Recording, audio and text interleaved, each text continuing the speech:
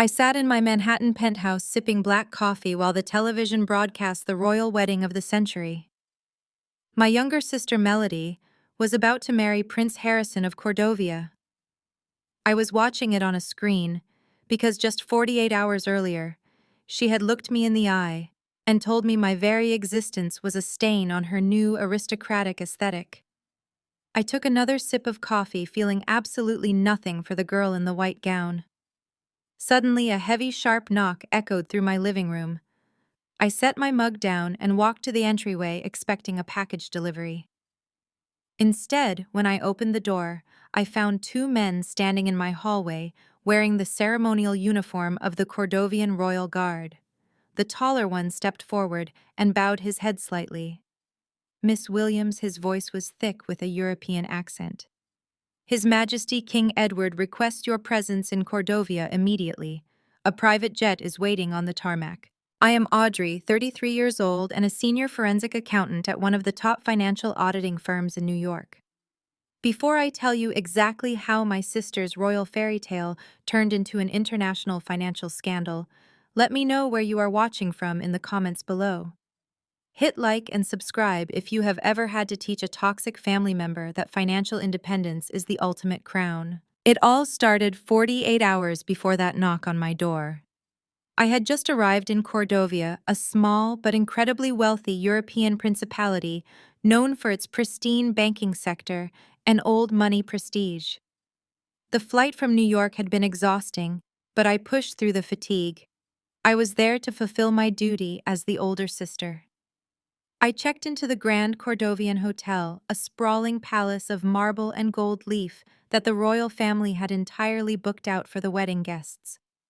I was placed in a modest suite on the 4th floor, which was perfectly fine by me. I was unzipping my garment bag, carefully hanging up the tailored navy suit I planned to wear to the rehearsal dinner when my hotel room door flew open. Melody stormed into the room without knocking. At 28, she was the undisputed golden child of our family. She had spent her entire adult life chasing wealthy men and curating a fake socialite persona on social media. Now she was dressed in a silk robe that cost more than my first car, her hair perfectly highlighted, and her fingers heavy with diamonds she had not paid for. She marched straight up to me and threw a crisp white envelope directly at my chest. It hit my collarbone and fluttered to the carpet. "Pick it up!" she demanded, her voice dripping with venom. I looked at the envelope, then calmly bent down and picked it up. Inside was a one-way economy class ticket back to John F. Kennedy International Airport, departing in 3 hours. I looked back up at her, my expression completely blank. "What is this, Melody?" I asked, keeping my voice perfectly level. "It is your ticket out of my life," she sneered, pacing across the expensive Persian rug. "You are an embarrassment, Audrey. Look at you. You are 33 years old, unmarried, and you spend your entire life staring at spreadsheets. You have no style, no grace, and no understanding of high society. You are socially unfit to be around the people I am marrying into." I stood there absorbing the sheer audacity of her words.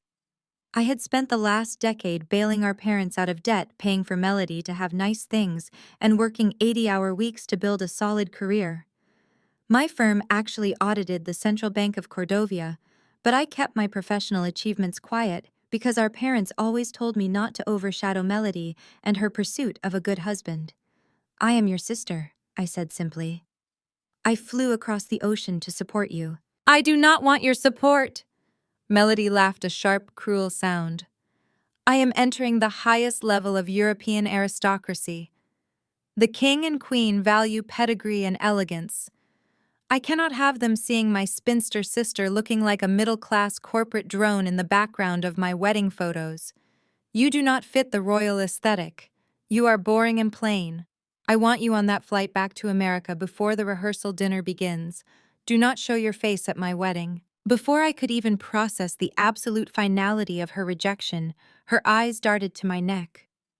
I was wearing a delicate vintage diamond pendant on a thin gold chain. It was the only heirloom our grandmother had left behind, and she had specifically given it to me before she passed away, because she knew Melody would pawn it for shopping money. Melody stepped uncomfortably close to me, her eyes gleaming with greed. She reached out and forcefully yanked the chain. The gold snapped with a sharp, tearing sound, scraping against the back of my neck.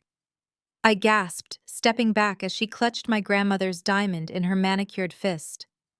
"What are you doing?" I demanded, my voice finally rising. "Give that back to me."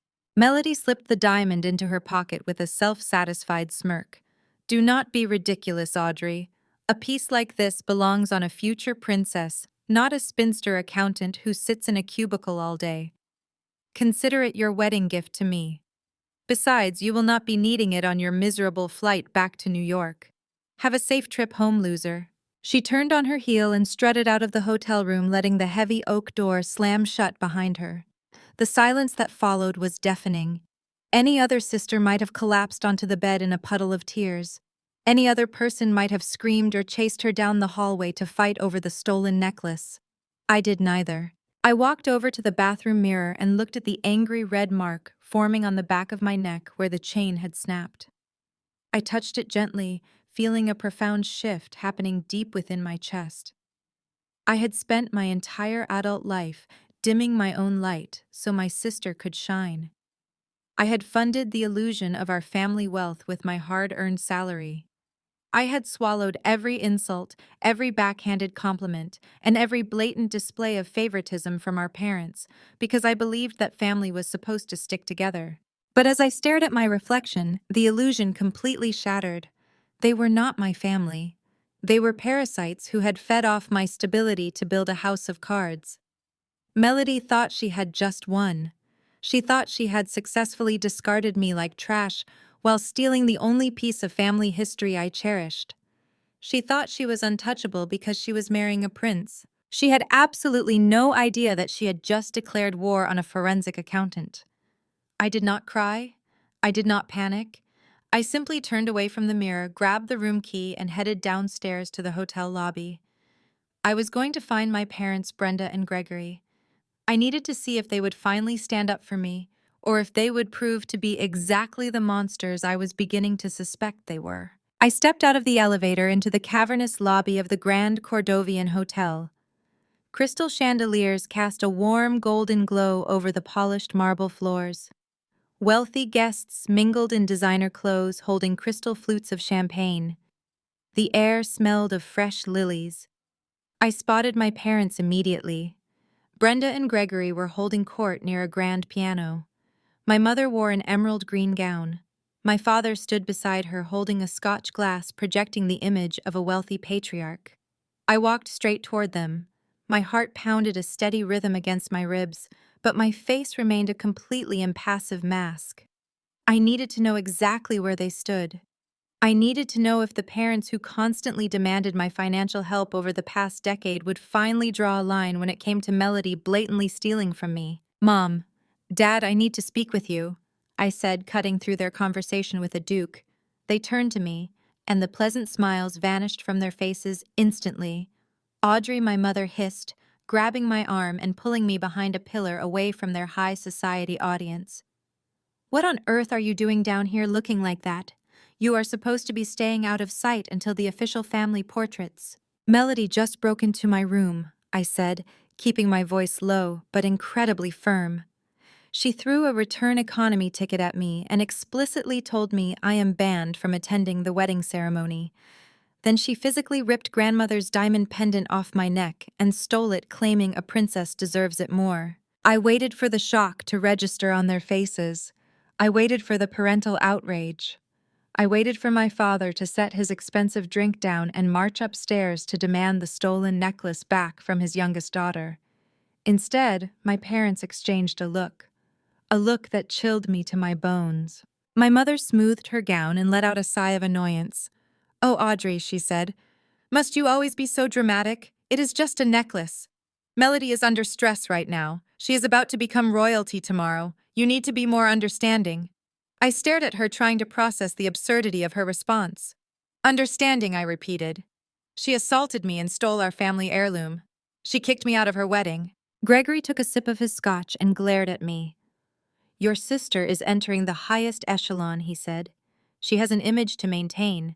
We cannot have you hovering around." Frankly, Audrey, your presence here is a liability. You have always been jealous of your sister. Jealous? I asked, my voice steadying into a calm. I paid off your business loans, Dad. I funded the renovation on your house, Mom. I work 80-hour weeks while Melody shops on my dime. There is nothing about her life that makes me jealous. That is the problem, my mother snapped, pointing a finger at me. You are so obsessed with money and work that you have forgotten how to be a supportive sister. You are bitter because no man wants a woman who acts like a human calculator. Melody found a royal prince, and instead of being happy for her, you are trying to ruin her wedding with complaints about a necklace. Go back to your room, pack your bags, and use the ticket she gave you to go home. My father nodded. Go back to your sad little spreadsheets, Audrey. You do not belong here. You never have.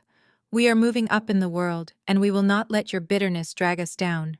Leave this hotel quietly, or I will make sure you regret it. I looked at the two people who brought me into this world. They were strangers to me now. No, they were worse than strangers. They were parasites who had found a bigger host to feed on. I am not leaving without my property, I stated. I will go to the local authorities and report the theft if I have to. My father's face flushed red with fury. The facade of the wealthy aristocrat vanished, replaced by the ruthless grifter I saw. You will do no such thing, he snarled. He turned and signaled to a pair of hotel security guards standing near the entrance. They rushed over, recognizing my father as the father of the bride. Is there a problem, sir? One of the guards asked. Yes, my father lied without missing a beat. This woman is harassing my family. She is not on our guest list, and she is causing a disturbance in the lobby. Please escort her off the property. I looked at my mother, expecting maternal instinct to kick in. She turned her back to me and took a sip of her champagne. Mom, you need to come with us, the security guard said, placing a heavy hand on my shoulder. I brushed his hand off, straightening my jacket. Do not touch me, I said. I will go upstairs and get my own luggage. They escorted me up to the 4th floor, treating me like a criminal while I packed my bags. Within 15 minutes, I was marching through the lobby, pulling my suitcase, while flanked by 2 security guards. My parents did not look my way as I was guided out the front doors. The doors clicked shut behind me. I stood alone on the cobblestone streets of Cordovia. The evening air was unfamiliar. Luxury cars drove past, carrying wealthy guests to galas. I gripped the handle of my suitcase, isolated by my own blood in a foreign country. I had no hotel, no family, and no plan. But as I stood under the glow of the streetlights, the initial shock faded. A cold, calculating energy took its place inside my chest. They abandoned me entirely, but forgot one very crucial detail. I am a forensic accountant. I pulled my thick wool coat tighter around my shaking shoulders to block out the freezing evening chill. The grand entrance of the luxury hotel loomed behind me, but I did not dare to look back. I pulled out my phone to execute a basic survival plan. Find a new hotel room, book a flight out of Cordovia, and figure out my next move. I opened a travel booking application and found a modest business hotel located a few miles away from the Royal District. I selected a standard room and entered my primary credit card information. A red error message flashed across the screen. Transaction declined. Please contact your bank. I frowned. That card had a massive credit limit and a zero balance. I assumed it was an international fraud alert triggered by my sudden location change. I switched to my secondary card, a premium travel card that I used exclusively for overseas expenses. I entered the security code and hit process. The loading wheel spun for a few seconds before another red banner appeared. Declined. A very cold, hard knot formed in my stomach. I stood under a street lamp and opened my digital wallet, selecting a 3rd card. Denied. A 4th card. Denied. The cool logic that usually governed my mind began to slip, giving way to a creeping sense of dread. I opened my banking application, expecting to see a simple security hold that I could clear with a quick verification code. Instead, the screen loaded to display a series of numbers that made my breath catch in my throat. My available credit across all accounts was 0. Every single line of credit I had meticulously built over the past decade was completely maxed out. My checking account, which usually held a comfortable safety net, was overdrawn. I urgently refreshed the banking application thinking it had to be a temporary glitch, a massive server error, or a visual bug. The numbers remained unchanged. My financial identity, the armor I had spent my entire adult life constructing, had been completely obliterated. Before I could dial the international customer service number for my bank, my phone vibrated in my palm. The caller identification displayed a secure encrypted connection. It was Jada. Jada was my sister-in-law married to my older brother Derek. She was a brilliant corporate lawyer, a fierce advocate, and a woman who suffered absolutely no fools. As an African-American woman who had fought her way to the top of a ruthless New York law firm, Jada possessed a razor-sharp intellect that I deeply respected. She was the only person in our family who saw my parents and Melody for exactly what they were. We had formed a quiet but unbreakable alliance over the years. I answered the call immediately. Jada. I said, my voice tight with tension. My cards are entirely frozen. Something is terribly wrong with my bank accounts. Audrey. Listen to me very carefully, Jada said. Her voice lacked its usual warm greeting. She sounded all business, rapid and precise. Are you somewhere safe? I looked around the cobblestone street. I am standing outside the hotel. My parents just had security throw me out. Melody kicked me out of the wedding and stole grandmother's diamond. I can deal with that later, but right now I have zero access to my funds. I know, Jada replied, her tone grim. That is why I'm calling you on an encrypted line. I am sitting in my home office surrounded by a mountain of mail that was forwarded from the family estate in Connecticut. Derek is asleep, but I started opening these letters because the return addresses looked suspicious. Audrey, your credit score has completely tanked. It dropped over 300 points in the last 48 hours. My mind raced trying to process the impossibility of her statement. That makes no sense, Jada. I have zero debt. I pay every statement in full. I have not opened a new account in years. You did not open these accounts, Jada stated flatly. Someone else did. I stood frozen on the sidewalk as luxurious carriages and black town cars rolled past me carrying guests to royal pre-wedding events. What exactly are you looking at, Jada? I asked. I am looking at default notices. Jada explained, the paper rustling over the line. I am looking at massive withdrawal confirmations and warnings from 3 different financial institutions. The mail was routed to your old childhood address at your parents' house. They must have thought you would never see it. But since your father made Derek a secondary contact on the estate management account, a batch of misdirected mail ended up in our mailbox today. I started digging into public financial registries using my firm credentials. Audrey, your identity has been thoroughly compromised. Who would have the information necessary to bypass my security questions, I asked, though the terrifying answer was already forming in my mind.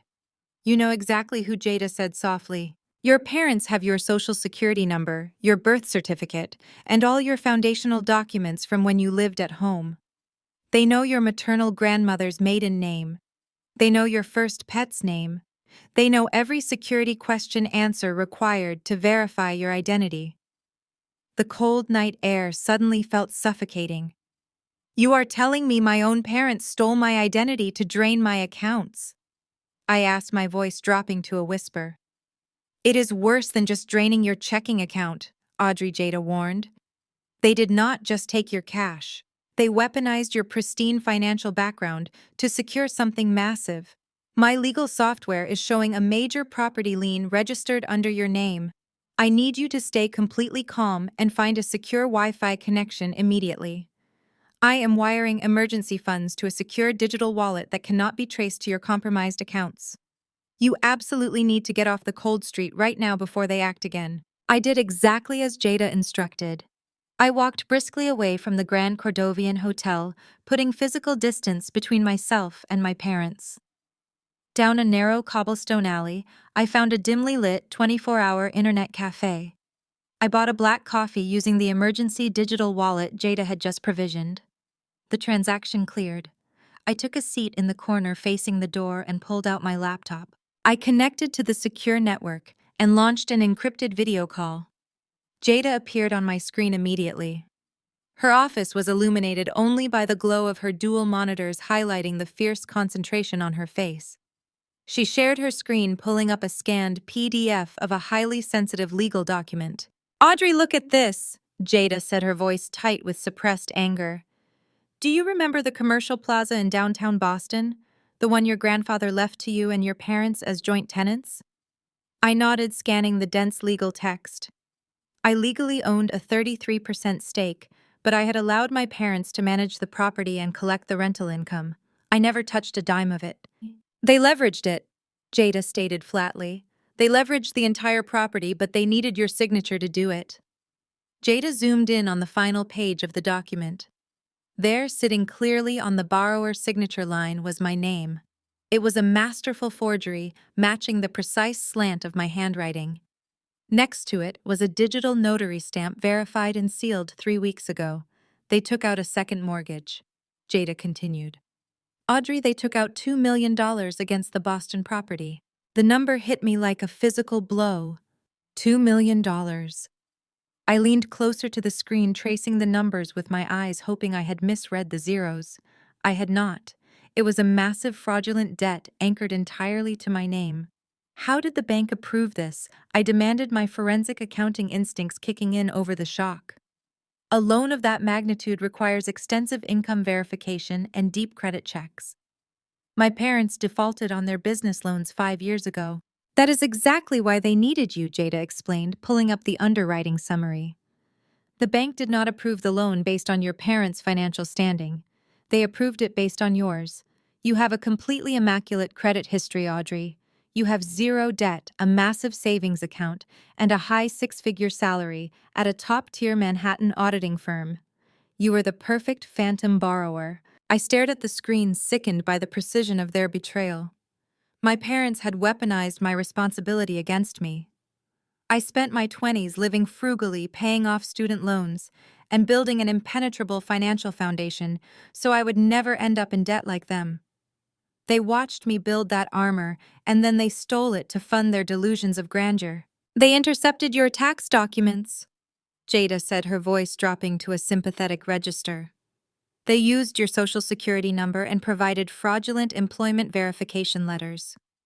Because your financial profile was essentially bulletproof, the bank rushed the approval process. The $2 million cleared and was disbursed exactly 14 days ago. 14 days ago. I calculated the timeline in my head. That was precisely when Melody started posting pictures of her lavish pre-wedding shopping sprees in Paris and Milan. It was when my parents suddenly upgraded their commercial flights to private jets. "Where did the money go?" I asked, my voice growing dangerously quiet. Jada switched tabs on her monitor, bringing up a wire transfer receipt. "They did not keep it in an American account. As soon as the bank disbursed the $2 million, your father initiated an international wire transfer. He moved the entire sum to a holding account in Cordovia." The sheer scale of their malice washed over me. This was not a simple case of toxic favoritism. This was a calculated, coordinated financial assassination. "They knew what would happen," I whispered, staring at the screen. "They knew that a $2 million mortgage attached to my name would eventually trigger alerts. They knew that once the first massive monthly payment was missed, the bank would come after me. My assets would be seized. My credit would be ruined. My career at the auditing firm, where financial integrity is a strict condition of employment, would be terminated immediately." "They sacrificed you," Jada said softly, her dark eyes blazing with righteous fury. "They literally sold your entire future to buy Melody a royal wedding. They threw you out of the hotel because they needed you out of the way before the first default notice hit your accounts." I closed my eyes. The pieces clicked together with horrifying clarity. My parents did not just want me away from the royal family because I was an embarrassment to their new aristocratic aesthetic. They needed me isolated, broke, and stranded in a foreign country so I could not fight back when the financial bomb detonated. They thought I would be a helpless victim crushed under the weight of a $2 million debt I could never repay. They thought they had destroyed me. I opened my eyes and looked at Jada. The panic that had gripped me outside the hotel was completely gone. In its place was a crystalline, absolute focus. As a forensic accountant, I spent my days hunting down corporate embezzlers, tracing hidden offshore accounts, and dismantling complex financial crimes. My parents had just committed a massive federal offense and left a digital paper trail leading right back to themselves. Jada, I said, my voice steady and cold, I need you to act as my proxy on United States soil. I need you to start compiling every single document related to this mortgage. I want the IP addresses used to submit the digital signatures. I want the routing numbers for the offshore transfer. I want everything. Jada smiled, a fierce, predatory expression. I am already on it, Audrey. Derek does not know anything yet, and I plan to keep it that way. What are you going to do from Cordovia? I took a slow, deliberate sip of my black coffee. I am going to do my job, I replied.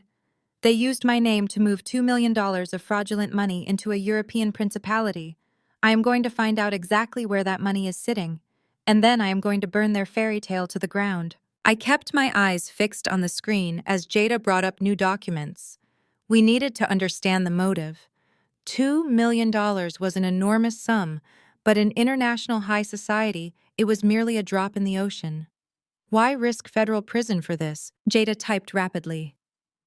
I have been pulling public records regarding the Cordovian royal family, she explained.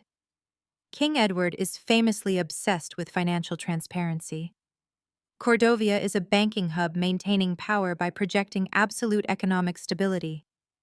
When Prince Harrison announced his engagement to an American, the press dug into your parents' background. I nodded, rubbing my temples. My parents filed for bankruptcy 5 years ago. They had a history of failed business ventures. The Cordovian vetting process would flag them immediately as opportunists rather than legitimate aristocrats. Exactly, Jada said, highlighting a paragraph. To marry into this royal family, the bride must bring something to the table. Today they call it an independent bridal trust. Protocol dictates the bride's family must establish a trust to prove she is not marrying the prince for his money. It is a demonstration of generational wealth. I stared at the screen as the horrifying reality set in. They needed a bridal trust to prove Melody was an old-money American heiress, I said. They needed to show King Edward that Melody came from a family of substantial independent wealth. Jada pulled up a leaked article from a Cordovian Society magazine. The headline praised Brenda and Gregory for their generous contribution to the royal estate. The article claimed that Melody was the beneficiary of a historic family trust, fundamentally securing her status as a wealthy socialite. They did not have $2 million? I stated, my voice eerily calm. They did not have $200,000, so they stole my financial identity to create a fake dowry. They hijacked your entire life, Audrey, Jada said softly. They took your pristine credit score, your 80-hour work weeks, and your immaculate financial standing.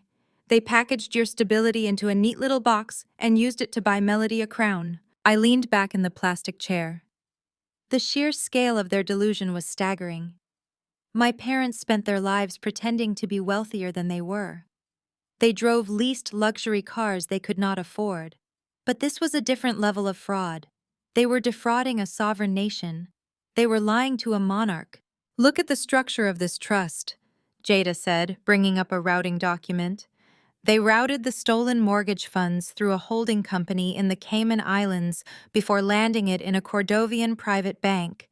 They set it up to look like a mature generational wealth fund, maturing just in time for the wedding. I examined the routing numbers. The meticulous nature of the fraud was disgusting.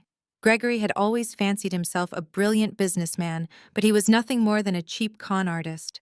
He had orchestrated a complex financial crime just to validate his favorite daughter's narcissistic fantasies. They sold me, I whispered. It was a literal transaction. My parents evaluated my worth, calculated my credit limit, and traded my future for Melody's royal title. They knew I would face criminal investigations for defaulting on a massive mortgage. They knew I would lose my professional licenses. They knew I would be ruined. And they did it anyway. Jada let out a heavy sigh. I have reviewed the legal implications, Audrey. The moment the first mortgage payment bounces, the bank will initiate foreclosure on the Boston property. Because your signature is on the loan, they will aggressively pursue your personal assets. They will freeze your checking accounts, garnish your wages, and the auditing firm will fire you the second they see a defaulted loan. I know, I said. My mind was mapping out the blast radius. But they made one fatal mistake, Jada. They assumed I would play the role of the obedient victim. They assumed I would be too embarrassed to fight back. They thought I would quietly absorb the ruin just like I always absorbed their insults. Jada's eyes flashed with fierce approval. What is our next move? I need you to dig deeper into that offshore holding company, I instructed. Gregory is not smart enough to build a clean shell company from scratch. He bought an off-the-shelf corporate entity to route the money. I need to know exactly which entity he used and who else is using it. I need ammunition that hits harder than identity theft. I will run a full diagnostic on the Cayman routing numbers, Jada promised. I will find out exactly where that money touched before it landed in Cordovia. Do it, I said. And Jada, keep Derek out of this. He has always been a coward when it comes to his parents. If he finds out what we are doing, he will warn them instantly and ruin our entire strategy. Jada scoffed, her expression hardening. My husband has been turning a blind eye to your parents' toxicity for years. I am done covering for his weakness. You have my word, Audrey. This stays between us. I ended the call and closed my laptop. The internet cafe was completely empty. Outside, the cobblestone streets were quiet. The distant glow of the royal palace illuminated the night sky. Inside, my sister was likely sleeping in silk sheets, dreaming of her wedding. My parents were likely toasting to their grift, believing they had secured their place in high society. They thought they had buried me. They thought throwing me out onto the street was the end of the story. They drastically underestimated the wrath of a woman who had nothing left to lose. I gathered my coat and stepped back out into the freezing Cordovian night. The time for crying was over. I was going to permanently rip the fake crown right off my sister's incredibly greedy head. I walked down the quiet cobblestone street, pulling my suitcase behind me. The freezing night air bit at my cheeks, but the cold kept my mind remarkably sharp. I needed a secure base of operations immediately.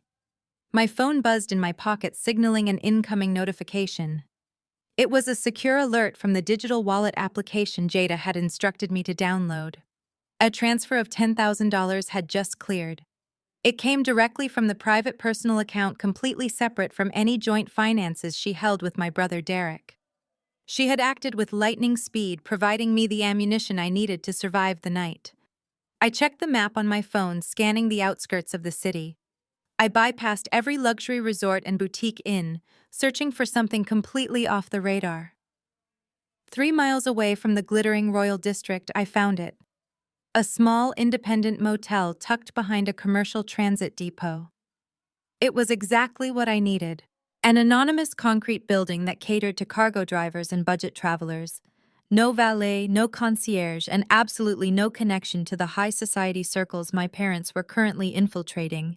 I hailed a passing city cab and paid the driver in cash using the ATM withdrawal I had just made with the emergency funds. We drove away from the palace lights, plunging into the utilitarian sector of Cordovia. The cab dropped me off in front of a flickering neon sign. I walked into the cramped lobby and paid for a room using a prepaid card I set up through the digital wallet. The desk clerk did not ask for a passport or ask any questions. He simply handed me a heavy metal key and pointed me toward the stairs. The room was aggressively bare. A narrow bed, a laminate desk, and a small bathroom with flickering fluorescent lights. It was a staggering downgrade from the lavish suite my parents had just ordered security to throw me out of. But as I locked the deadbolt and threw the security chain across the door, I felt an immense wave of relief. This room was a fortress. It was a blind spot in their peripheral vision. They thought I was wandering the streets crying over my ruined credit. They had no idea I was digging the trenches for a financial war. I dropped my suitcase onto the faded carpet and immediately walked over to the small coffee machine resting on the laminate desk. I tore open a packet of cheap, dark roast grounds, poured water into the reservoir, and hit the power button. The machine sputtered to life, filling the small room with the bitter, harsh smell of cheap caffeine. I took off my heavy wool coat, draped it over the edge of the bed, and rolled my shoulders to release the tension. I pulled my laptop out of my bag and set it squarely in the center of the desk. The machine booted up with a soft hum. I poured the black coffee into a paper cup and took a long, scalding sip. The heat seared my throat, grounding me entirely in the present moment. I sat in the stiff wooden chair and cracked my knuckles. The time for being the obedient, betrayed sister was officially over. I was a senior forensic accountant. I tracked millions of dollars in corporate fraud for a living. I unraveled complex embezzlement schemes crafted by brilliant criminal minds. Gregory and Brenda were amateur grifters playing a very dangerous game with sovereign wealth. I engaged my virtual private network, masking my location and heavily encrypting my connection. I launched the proprietary forensic auditing software my firm used for high-level investigations. The screen transitioned to a stark black interface filled with cascading lines of code and data query prompts. I felt a familiar thrill wash over me. The raw emotional pain of my parents' betrayal began to recede, packing itself away into a tight, compartmentalized box. In its place, a cold, predatory focus emerged. I was no longer the tragic victim of a family drama. I was the apex predator entering my natural hunting ground. I opened a secure communication channel with Jada. The chat window blinked, confirming our end-to-end encryption. I sent a single message requesting the specific routing numbers and shell company names she had extracted from the forged mortgage documents. Jada replied instantly, uploading a compressed data file containing the digital footprint of the $2 million transfer. I imported the file directly into my tracing software. The program immediately began querying global financial databases, matching the routing numbers against known banking registries.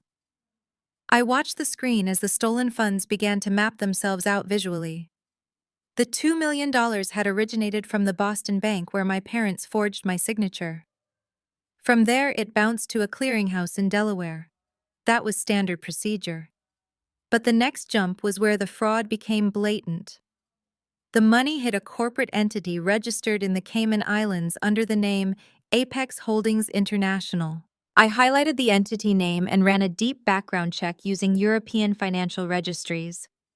Gregory had purchased this shell company explicitly for the wedding deception. He needed an offshore vehicle to wash the money, making it appear as though the funds had been maturing in a generational trust rather than freshly borrowed against stolen property. The audacity of his plan was almost laughable. He actually believed that routing stolen mortgage funds through a generic island shell company would be enough to fool the Cordovian Royal Treasury. I took another sip of black coffee, mapping the final leg of the journey. The money moved from the Cayman Islands directly into the elite private banking sector of Cordovia, resting in an escrow account designated for Melody and her royal bridal trust. It was a neat little package waiting to be presented to King Edward as proof of her aristocratic pedigree. But they left massive digital fingerprints everywhere. The digital fingerprints were glowing on my screen, a perfect trail of breadcrumbs leading straight to a federal indictment. I was just about to run a cross-reference on the Cayman Islands holding company when my cell phone vibrated violently against the laminate desk. I ignored it. I was in the zone, tracing the fraudulent money transfer my parents orchestrated to buy Melody her royal title. The phone vibrated again. Then a continuous, relentless buzzing rattled the cheap plastic casing against the wood. I dragged my eyes away from the financial software and picked up the device. The screen was flooded with notifications. Dozens of text messages were pouring in from numbers I had not spoken to in months. Extended family members, former college classmates, and casual acquaintances from New York were desperately trying to reach me. I unlocked the screen and opened the most recent message.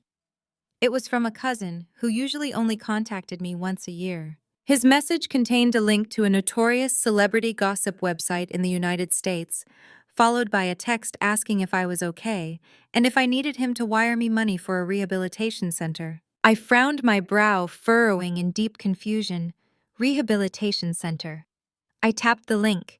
The browser loaded the web page, revealing a massive glaring headline splashed across the top of the gossip column, which newly minted American royal had to forcibly banish her older sister from the kingdom on the eve of her fairy tale wedding. I felt my pulse steady into a slow, cold rhythm as I read the article. The blind item was ruthlessly detailed. It claimed that the bride's older sister, a previously successful but deeply troubled accountant, had suffered a massive psychological break. According to unnamed sources close to the family, the sister was a deranged, unstable addict who had arrived in Cordovia heavily intoxicated and caused a severe security threat at the luxury hotel. The article went on to state that the loving and heartbroken parents were forced to intervene to protect the royal family from a dangerous public scandal. They had heroically escorted the erratic sibling out of the venue, out of the country, and were currently seeking emergency psychiatric care for her back in the United States. The sheer audacity of the lie was breathtaking. I scrolled down reading the fabricated details of my supposed meltdown. They claimed I had attacked hotel staff. They claimed I was found wandering the hallways screaming obscenities out of pure jealousy because my younger sister was marrying a prince. I set the phone down on the desk. This was not a random leak. This was a highly coordinated, preemptive strike. Melody and my parents had hired a ruthless public relations crisis team to control the narrative of my sudden absence from the royal wedding. They knew that people would ask questions when the bride's only sister failed to appear in the official photographs. Instead of telling the truth, which was that Melody thought my middle-class aesthetic was an embarrassment, they decided to utterly annihilate my character. By painting me as a dangerous, unstable addict, they accomplished two things simultaneously. First, they provided a perfectly sympathetic excuse for my absence, making Melody look like a tragic victim burdened by a broken family member. Second, they completely discredited me. If I tried to speak out about the stolen $2 million mortgage or the stolen diamond necklace, no one would believe me. The media would simply write off my accusations as the paranoid delusions of a jealous, deranged addict. My phone chimed again. This time it was an email alert. Then another text. I watched the notifications pile up. A message from my aunt asking if I was safe. A direct message on social media from a high school friend offering to pray for my recovery. The social sabotage was absolute and devastating. My parents were systematically burning my entire reputation to the ground to ensure their fraudulent house of cards remained standing. They were isolating me socially, just as they had isolated me financially. I picked up my phone and opened the secure chat window with Jada. Before I could type a word, a message from her popped up on the encrypted screen. Jada wrote telling me she had just seen the tabloid articles hitting the American news cycles. She warned me that the story was gaining massive traction online because the public was currently obsessed with the Cordovian royal wedding. Any drama associated with the bride was instant viral gold. I typed a response to Jada telling her I was reading the exact same garbage. I asked her if Derek had seen it. Jada replied that my brother was currently pacing their living room fielding calls from horrified relatives who wanted to know if I was truly locked away in a psychiatric ward. Jada told me she was letting Derek handle the panic while she continued securing the offshore financial documents. She asked me how I was holding up under the character assassination. I looked away from the phone and stared at my reflection in the dark window of the cheap motel room. A normal person would have posted a frantic, tearful video online trying to defend themselves against the vicious lies. A normal person would have called their parents begging them to tell the truth. But I was done acting like a normal person dealing with a normal family. I typed a single sentence back to Jada telling her I was perfectly fine. I closed the chat application and placed my phone face down on the laminate desk, shutting out the digital noise of the smear campaign. The tabloids could call me a deranged addict all they wanted. My extended family could whisper about my tragic downfall. Public opinion was a fragile, fleeting thing, but forensic accounting data was permanent. My parents thought they could silence me by destroying my social standing. They failed to realize that by severing every emotional and social tie I had left to the family, they had just removed my final restraints. There was no guilt left. There was no hesitation. The public relations smear campaign was the last nail in the coffin of my loyalty. I turned my attention back to the glowing lines of code on my laptop screen. The offshore shell company routing the stolen $2 million was still waiting to be unraveled. I highlighted the next block of financial data, cracking my knuckles as I prepared to dig deeper into the transaction history. Let them spin their fairy tale to the press. Let Melody play the heartbroken bride. I was going to let them build their lie as high as possible before I kicked out the foundational pillars. The digital trail was undeniable, and I was going to follow it straight into the heart of their royal deception. I had just initiated a trace on the offshore shell company when my laptop screen flashed with an incoming secure call. It was not Jada. The caller identification displayed the private office number of my managing partner at the Manhattan auditing firm. His name was Mr. Campbell. I stared at the flashing incoming call notification for a few seconds. My firm was notoriously strict about public image. We handled high-level forensic accounting for federal agencies and international central banks. I knew exactly what this call was about. The tabloid poison had crossed the Atlantic and seeped into my professional life. I adjusted my posture, took a deep breath, and clicked the answer button. Audrey, my managing partner said. His voice was completely devoid of its usual warm professionalism. It sounded strained and deeply uncomfortable. I am sorry to call you on an encrypted channel so late at night, but we have a critical situation. Good evening, Mr. Campbell, I replied, keeping my tone perfectly measured. I assume this is regarding the media circus surrounding my sister's wedding. There was a heavy sigh on the other end of the line. Yes, Audrey, it is.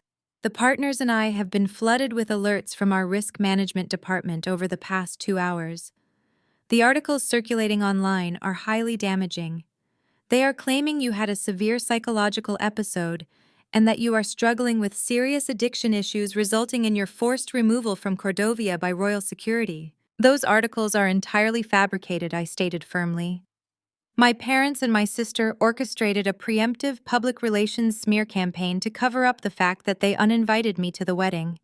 I can undergo any drug testing or psychological evaluation the firm requires immediately upon my return to New York. I believe you, Audrey, Mr. Campbell said, and he actually sounded sincere. You have been one of our most brilliant and reliable forensic accountants for years.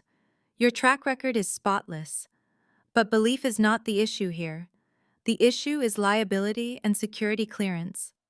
I stayed silent, waiting for the inevitable blow. I knew how corporate risk management worked. Truth was secondary to optics when billion-dollar government contracts were on the line. Our firm audits the Central Bank of Cordovia. Mr. Campbell continued. We also hold sensitive contracts with the United States Department of the Treasury. The individuals handling those accounts must have bulletproof public profiles. Right now, your name is trending globally as an unstable security threat. The optics are catastrophic. We cannot risk our government clients pulling their contracts because one of our senior accountants is embroiled in a massive international tabloid scandal. I understand, I said. The cold logic of the corporate machine was familiar to me. What is the board deciding? Effective immediately, you are suspended pending a full internal investigation, Mr. Campbell announced. It is an administrative suspension without pay. Your corporate access credentials, your email, and your database logins will be restricted within the hour. We need to let the media storm die down and conduct a thorough background check before we can even discuss reinstating you. I am incredibly sorry, Audrey. I know how hard you have worked for your position. Do what you have to do. Mr. Campbell, I replied. I will handle my family situation and clear my name. He wished me luck and disconnected the call. The screen went black. A moment later, a notification popped up on the corner of my monitor indicating that my remote connection to the firm's primary servers had been terminated. I leaned back in the stiff wooden chair of my cheap motel room, letting the silence wash over me. The execution of their plan was brutally effective. My parents and Melody had systematically targeted every single pillar of my existence. They had taken a sledgehammer to my entire reality to build a fake throne for my sister. They wanted to ensure I was so thoroughly crushed, so completely isolated and powerless, that I could never pose a threat to their aristocratic illusion. 24 hours ago, I had a pristine credit score, a massive savings account, a respected career, and a family I thought I was supposed to protect. Now I had absolutely nothing. My family ties were permanently severed. My financial identity was stolen and leveraged for a $2 million fraudulent loan. My personal reputation was annihilated on a global scale. My career, the one thing I had built entirely on my own merit, was suspended indefinitely. But as I stared at the disconnected server notification on my screen, I did not feel panic. I did not feel the crushing weight of despair that my family was counting on. Instead, I felt a profound, icy sense of liberation. They made one catastrophic miscalculation. By stripping away my career, my finances, and my social standing, they removed every single thing I had left to protect. They took away my fear of losing my job. They took away my fear of public embarrassment. They took away the heavy burden of being the responsible older sister who always compromised to keep the peace. I was no longer a corporate employee bound by strict professional codes of conduct. I was a highly trained financial investigator with a severed connection to the corporate world and a massive score to settle. Furthermore, they underestimated my foresight. The moment I saw the tabloid articles online, I knew my firm would be forced to suspend my access. Corporate risk management is entirely predictable. Anticipating Mr. Campbell's call, I had spent the last hour downloading the entire encrypted data packet containing the offshore routing numbers, the escrow account details, and the Central Bank of Cordovia ledgers directly onto a secure offline hard drive. When the firm severed my connection, it simply did not matter. The door was locked, but I was already inside. I held the digital smoking gun in my physical possession. I unplugged the hard drive and held it in my palm, feeling the weight of the data. My parents thought they had buried me alive. They thought I would cower in the shadows, too ashamed of the addict label to show my face in public. They thought I would quietly absorb the financial ruin and let them walk away with stolen millions and a royal title. They were wrong. I placed the hard drive back on the desk and opened a new blank document. It was time to start drafting the final execution order. The blank document on my screen was a canvas for absolute destruction. My firm had locked me out of the primary servers, but corporate IT departments always lacked imagination. When you conduct high-level forensic audits on foreign central banks, you never rely on a single point of entry.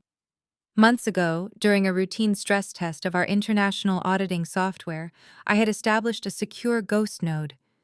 It was a completely invisible backdoor clearance designed to maintain continuous monitoring of offshore ledgers in the event of a catastrophic system failure.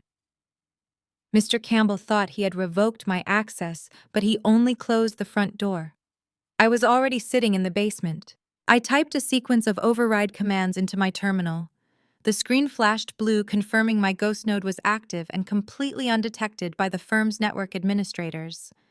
I had unrestricted, unfettered access to the deepest financial archives of the Central Bank of Cordovia. And better yet, I had unlimited time. My suspension meant no morning briefings, no client consultations, and no billable hours to log. My parents intended to strip away my livelihood to render me helpless. Instead, they handed me the greatest weapon an investigator could ask for: uninterrupted total focus. I began by setting up a chronological timeline of the $2 million fraud. I needed this dossier to be so airtight, so mathematically absolute, that neither a royal decree nor a slick public relations team could ever dismantle it. I opened the file Jada had sent me containing the original fraudulent mortgage agreement. The digital signature on the document was a perfect visual replica of my own. But visual perfection means nothing in digital forensics. I extracted the metadata embedded in the signature file. Every digital action leaves a footprint. I ran the metadata through a geolocation decryption tool. Within seconds, the software returned a highly specific Internet Protocol address. I cross-referenced that IP address with public utility records. It matched the exact broadband router installed at my parents' sprawling estate back in the United States. The digital signature was stamped at 2:14 in the afternoon on a Tuesday. I pulled up my own work logs from that exact date and time. I was sitting in a boardroom in Manhattan, presenting a quarterly risk assessment to a group of banking executives. There were 12 witnesses and a signed security log proving I was hundreds of miles away when my signature was allegedly applied to that mortgage. The foundation of their fraud was already crumbling. Next, I moved to the money. I needed to trace the exact route the stolen funds took from the Boston Bank to the Royal Escrow account. I mapped the first wire transfer. Gregory had moved the $2 million from the fraudulent loan account into a temporary holding account in Delaware. From there, the money was wired internationally to Apex Holdings International, a shell corporation registered in the Cayman Islands. I deployed a tracing algorithm to penetrate the corporate veil of Apex Holdings.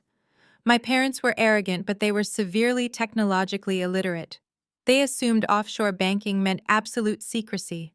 They failed to realize that global anti-money laundering regulations require every transaction to generate a unique tracking node. I followed the digital nodes. The data showed that Apex Holdings was not an isolated entity. It was part of a sprawling network of ghost companies that had been flagged multiple times by international financial watchdogs. My father had not just laundered the stolen money. He had routed it through a known criminal syndicate to wash it clean before sending it to the Cordovian Royal Treasury. I breached the Central Bank of Cordovia ledger using my ghost node clearance. The royal family prided themselves on transparency, requiring all incoming dowry trusts to be held in a heavily monitored escrow account until the marriage was officially consummated. I queried the database for Melody's bridal trust. The ledger materialized on my screen. There it was, $2 million sitting in an aristocratic holding fund waiting to validate my sister's fake pedigree. I cross-referenced the incoming wire transfer to the royal escrow with the outgoing wire transfer from Apex Holdings. The timestamps matched perfectly. The transaction amounts down to the exact decimal point matched perfectly. The routing nodes linked together like a steel chain. I had successfully mapped the entire life cycle of the stolen money from the moment my parents forged my signature in their living room to the moment it landed in the King of Cordovia's prestigious banking system. The sheer gravity of their crime was laid bare in front of me. They had contaminated a royal treasury with illicit funds.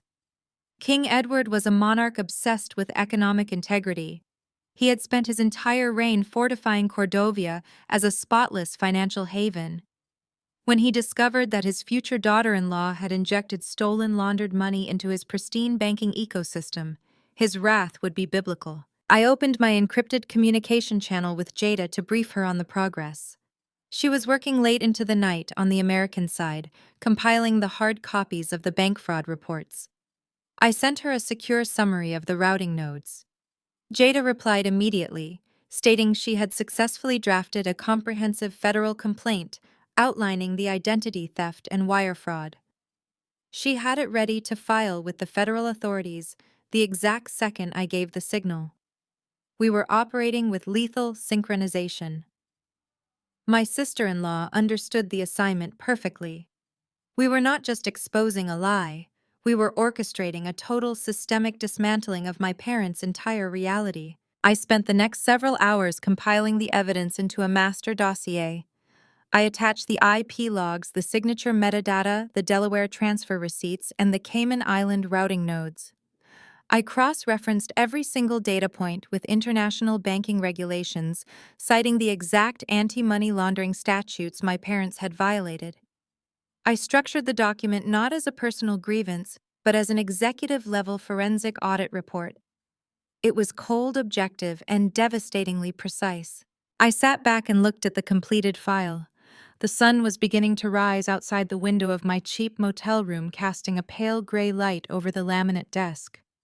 In a few hours, Melody would be putting on her designer wedding gown. My parents would be preparing to rub shoulders with European aristocrats. They would be smiling for the cameras, believing their vicious public relations smear campaign had successfully neutralized me. They believed I was a broken, disgraced addict hiding in the shadows. They had absolutely no idea that I was currently holding a digital guillotine directly over their heads. The trap was set. The evidence was irrefutable. I saved the master dossier to a secure encrypted cloud server and closed my laptop. It was time to get dressed. I had a royal wedding to attend. I had just stood up to grab my tailored navy suit from the narrow motel closet when a sharp metallic chime erupted from my laptop speakers. I froze. That specific audio alert was reserved for Level 1 threat matches in my forensic auditing software.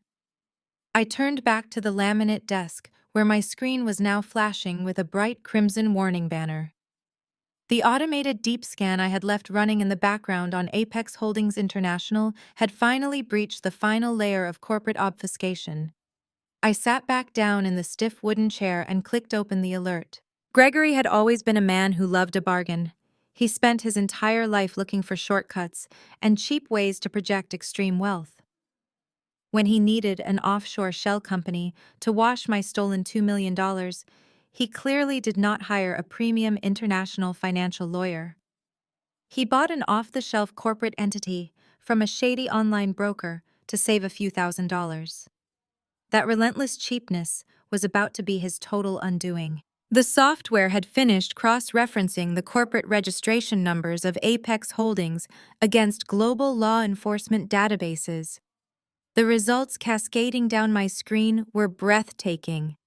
Apex Holdings International was not just a generic tax haven used by wealthy businessmen to avoid capital gains. It was a primary laundering hub for a massive international criminal syndicate. My eyes scanned the scrolling text, pulling data directly from shared international policing servers.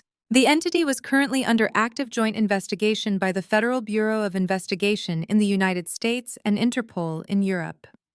According to the decrypted case files, Apex Holdings had been flagged for washing hundreds of millions of dollars tied to narcotics trafficking and illegal arms dealing across the European continent. It was a radioactive entity. Financial institutions across the globe had it placed on a strict black list. Gregory, in his infinite arrogance and staggering financial ignorance, had taken $2 million of stolen American mortgage funds and shoved it directly through a known criminal artery. He was completely oblivious to the fact that he was utilizing a banking channel actively monitored by federal agents. He thought he was playing the role of a sophisticated international aristocrat, but he had essentially walked into a bank vault covered in glowing neon paint. I immediately reopened my secure communication channel with Jada. The sun was rising in Cordovia, but it was the middle of the night in New York. I knew she would still be awake preparing our legal counterstrike. I sent her an urgent priority ping. She answered the encrypted video call within seconds, looking sharp and entirely focused despite the late hour. Jada, I said, leaning close to the screen. You need to pull up the federal court dockets right now. Run a search for Apex Holdings International. I watched her face as she rapidly typed the query into her legal database. A moment later, her jaw dropped. Audrey. She breathed, leaning back in her leather office chair. This is a massive federal racketeering case. The FBI has been building a profile on this specific shell company for the last 18 months. They have active wiretaps and financial tracking nodes monitoring every single cent that moves in and out of their Cayman accounts. They monitored the transfer. I confirmed, my voice cold and steady. When Gregory wired the $2 million from the Delaware clearinghouse into Apex Holdings, he tripped a massive federal wire alarm. And when he moved that money from Apex Holdings directly into the Cordovian Royal Escrow account, he did something infinitely worse. Jada nodded slowly, realizing the full catastrophic scale of my parents' blunder. He connected an active international criminal syndicate directly to the Cordovian crown. Exactly, I said. King Edward has spent 30 years building Cordovia into a pristine, flawless banking sanctuary. His entire sovereign wealth relies on a reputation of absolute financial integrity. He refuses to do business with anyone carrying even a hint of illicit activity. Now his future daughter-in-law has just injected $2 million of active cartel-linked dirty money straight into his royal treasury. The political and economic implications were staggering. If the international press discovered that the Cordovian royal family was accepting funds from an Interpol-flagged shell company, it would trigger a global banking crisis for the principality. King Edward's pristine economy would face crippling international sanctions. My parents had not just committed identity theft against their older sister, they had unknowingly orchestrated an act of financial terrorism against a sovereign nation. This changes the entire strategy, Jada said, her eyes gleaming with predatory excitement. We are no longer just filing a civil suit for mortgage fraud and identity theft. Gregory and Brenda have just walked themselves into a federal money laundering indictment. The moment they step foot back on American soil, the FBI will be waiting for them. And Melody loses everything I added. The royal family will not just annul the marriage to protect their image. King Edward will obliterate her to protect his national security. The moment he sees the Interpol red notices attached to her dowry trust, he will treat her as an active threat to the crown. There will be no quiet divorce. There will be an absolute brutal severing. I extracted the Interpol red notices and the FBI case file numbers from my forensic software. I embedded the raw law enforcement data directly into the master dossier. I placed the criminal syndicate connections on the very first page, ensuring it would be the first thing the Cordovian Ministry of Finance saw when they opened the file. I highlighted the exact moment the dirty money entered the royal escrow account, providing the exact transaction hashes required for the royal guards to seize the funds immediately. The dossier was no longer just an audit, it was a digital explosive device. I locked the final encrypted file and secured it on my offline drive. The trap was now fully weaponized. I closed my laptop and stood up from the desk. The morning light was pouring through the thin curtains of the motel room, illuminating the dust motes dancing in the air. I walked over to the closet and retrieved my tailored navy suit. I dressed with meticulous care, fastening each button with absolute precision. I tied my hair back into a sleek, severe style, ensuring not a single strand was out of place. I looked at my reflection in the small bathroom mirror. The woman looking back at me was not a victim. She was not a discarded sibling or a jealous spinster. She was the architect of their total destruction. I picked up the encrypted hard drive containing the Interpol files, the forged mortgage documents, and the digital execution order for my family. I slipped it into the inner pocket of my blazer. I grabbed my room key and walked out the door, stepping into the crisp morning air. The royal wedding was about to begin, and I had a spectacular gift to deliver. While I was securing a private car to take me from the utilitarian outskirts of the city directly into the heavily fortified royal district, Jada was executing the domestic phase of our operation thousands of miles away in Boston. The morning sun had barely crested the skyline on the East Coast when she marched through the heavy glass doors of the financial institution that had authorized my fraudulent $2 million mortgage. Jada did not just walk into a room, she commanded it. Wearing a razor-sharp charcoal suit and carrying a pristine leather briefcase, she bypassed the teller line entirely and approached the executive reception desk. She dropped a stack of legal documentation onto the polished marble counter with a resounding thud. She demanded to see the branch manager immediately. The receptionist attempted to stall, offering corporate platitudes, but Jada slid her senior partner business card across the desk, followed by a drafted but unfiled federal complaint. The receptionist took one look at the bold red lettering indicating massive financial negligence and practically ran to fetch her superior. Within 3 minutes, a sweating branch manager named Mr. Caldwell ushered Jada into his glass-walled office. He attempted to offer her coffee, but Jada cut him off, raising a single hand to stop his pleasantries. Jada did not mince words. She informed him that his branch had just authorized a $2 million second mortgage using stolen identity metrics and forged digital signatures. She explained with ruthless legal precision that the funds had already been wired offshore directly into a blacklisted Cayman Islands shell company currently monitored by federal agents. Mr. Caldwell turned the color of wet ash. He scrambled to his computer, frantically pulling up my account file. He tried to defend his loan officers, claiming the underwriting software had verified my credit score, and the signers had provided appropriate identification. Jada smiled a cold, terrifying smile. She leaned across his desk and informed him that his bank had spectacularly failed basic Know Your Customer compliance laws. She told him that if he did not provide the physical security footage of the signing room from that specific Tuesday afternoon, she would hold the bank legally liable as co-conspirators in an international money laundering scheme. She promised to bury the institution in so much federal litigation they would be paying punitive fines for the next decade. Mr. Caldwell completely broke under the pressure. He picked up his desk phone, called his security director, and ordered him to extract the localized camera feeds immediately. Jada sat in his office and watched the high-definition video play out on his monitor. The footage was crisp and absolutely undeniable. There, sitting at the loan officer's desk, were my parents, Brenda and Gregory. They were laughing and chatting amiably with the bank employee. Gregory handed over a tablet with my forged digital signature, while Brenda produced a falsified power of attorney document that the lazy underwriter completely failed to verify. They looked relaxed and victorious. They were smiling while systematically destroying their oldest daughter's future. Jada forced the manager to export the raw video file onto an encrypted flash drive. She also demanded the unredacted IP logs from the digital signing software and the physical copies of the falsified documents they submitted. Before walking out, she looked Mr. Caldwell dead in the eye and told him to retain his legal counsel because the Federal Bureau of Investigation would be visiting his branch before the end of the week. Jada walked out of the bank with the physical proof we needed to destroy any possible defense my parents might attempt to mount. She drove straight back to her home office and initiated another secure connection with me.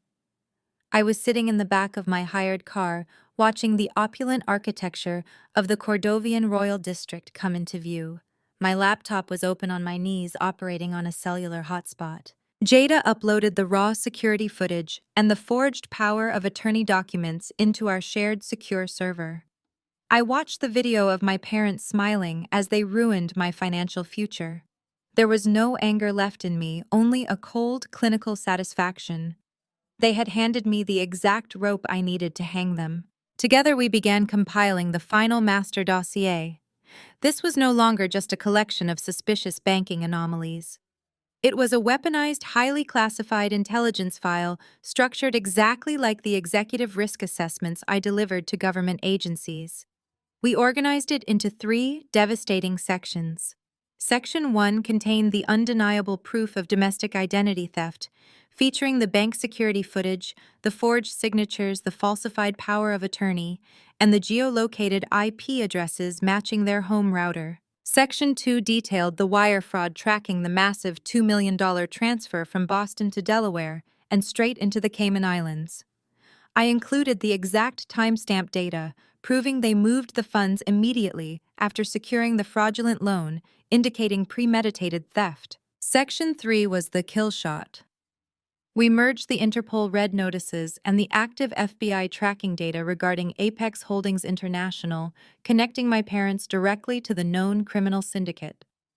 We layered the routing nodes to prove beyond a shadow of a doubt that this radioactive dirty money was currently sitting in the pristine royal escrow account of the Cordovian Central Bank, intended to be used as Melody's dowry. We sealed the entire dossier with military-grade encryption. It was airtight, undeniable, and legally lethal. I formatted the summary page to highlight the immediate threat to the Cordovian economy, knowing that King Edward and his financial ministers would read it with absolute horror. My parents had spent their entire lives treating me like a disposable asset, prioritizing their golden child at my expense. They assumed my silence was a sign of weakness. Now they were going to learn that a disposable asset can become a highly unstable explosive. I closed my laptop and looked out the window. The grand spires of the royal palace were looming ahead, and the trap was perfectly primed. The grand spires of the royal palace were looming ahead, and the trap was perfectly primed. The hired car dropped me off back at my obscure motel, just as the sun began to crest over the Cordovian horizon. I paid the driver in cash and walked up the concrete stairs to my room. Today was the day. The entire Principality of Cordovia was waking up in a state of euphoric anticipation. Royal banners fluttered from every street lamp, and the distant sound of cathedral bells began to ring out across the capital. It was a national holiday, a fairy tale broadcast to millions around the globe. Miles away inside the impenetrable walls of the Grand Cordovian Hotel bridal suite, my sister Melody was living her ultimate fantasy. I did not need to be in the room to know exactly how the scene was unfolding. She would be draped in a custom silk robe surrounded by a small army of European stylists and makeup artists. Crystal flutes of vintage champagne would be flowing freely. My parents Brenda and Gregory would be hovering nearby, intoxicating themselves on the sheer opulence of it all.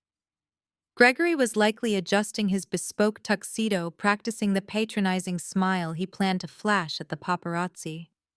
Brenda was probably standing behind Melody in front of a gilded mirror, weeping tears of absolute triumph.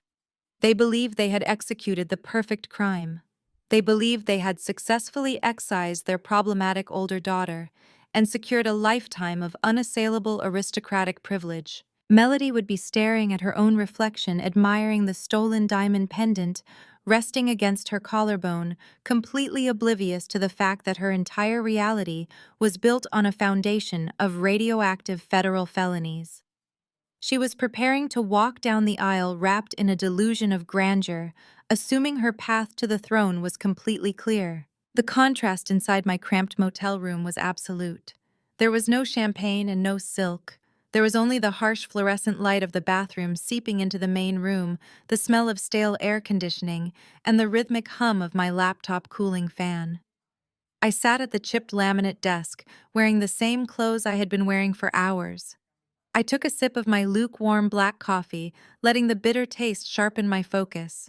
I did not feel jealous of my sister's pampering. I did not feel a single pang of regret for missing the lavish breakfast spreads or the royal procession. I felt the pure, unadulterated adrenaline of an investigator about to close the biggest case of her life. I opened my encrypted communication terminal.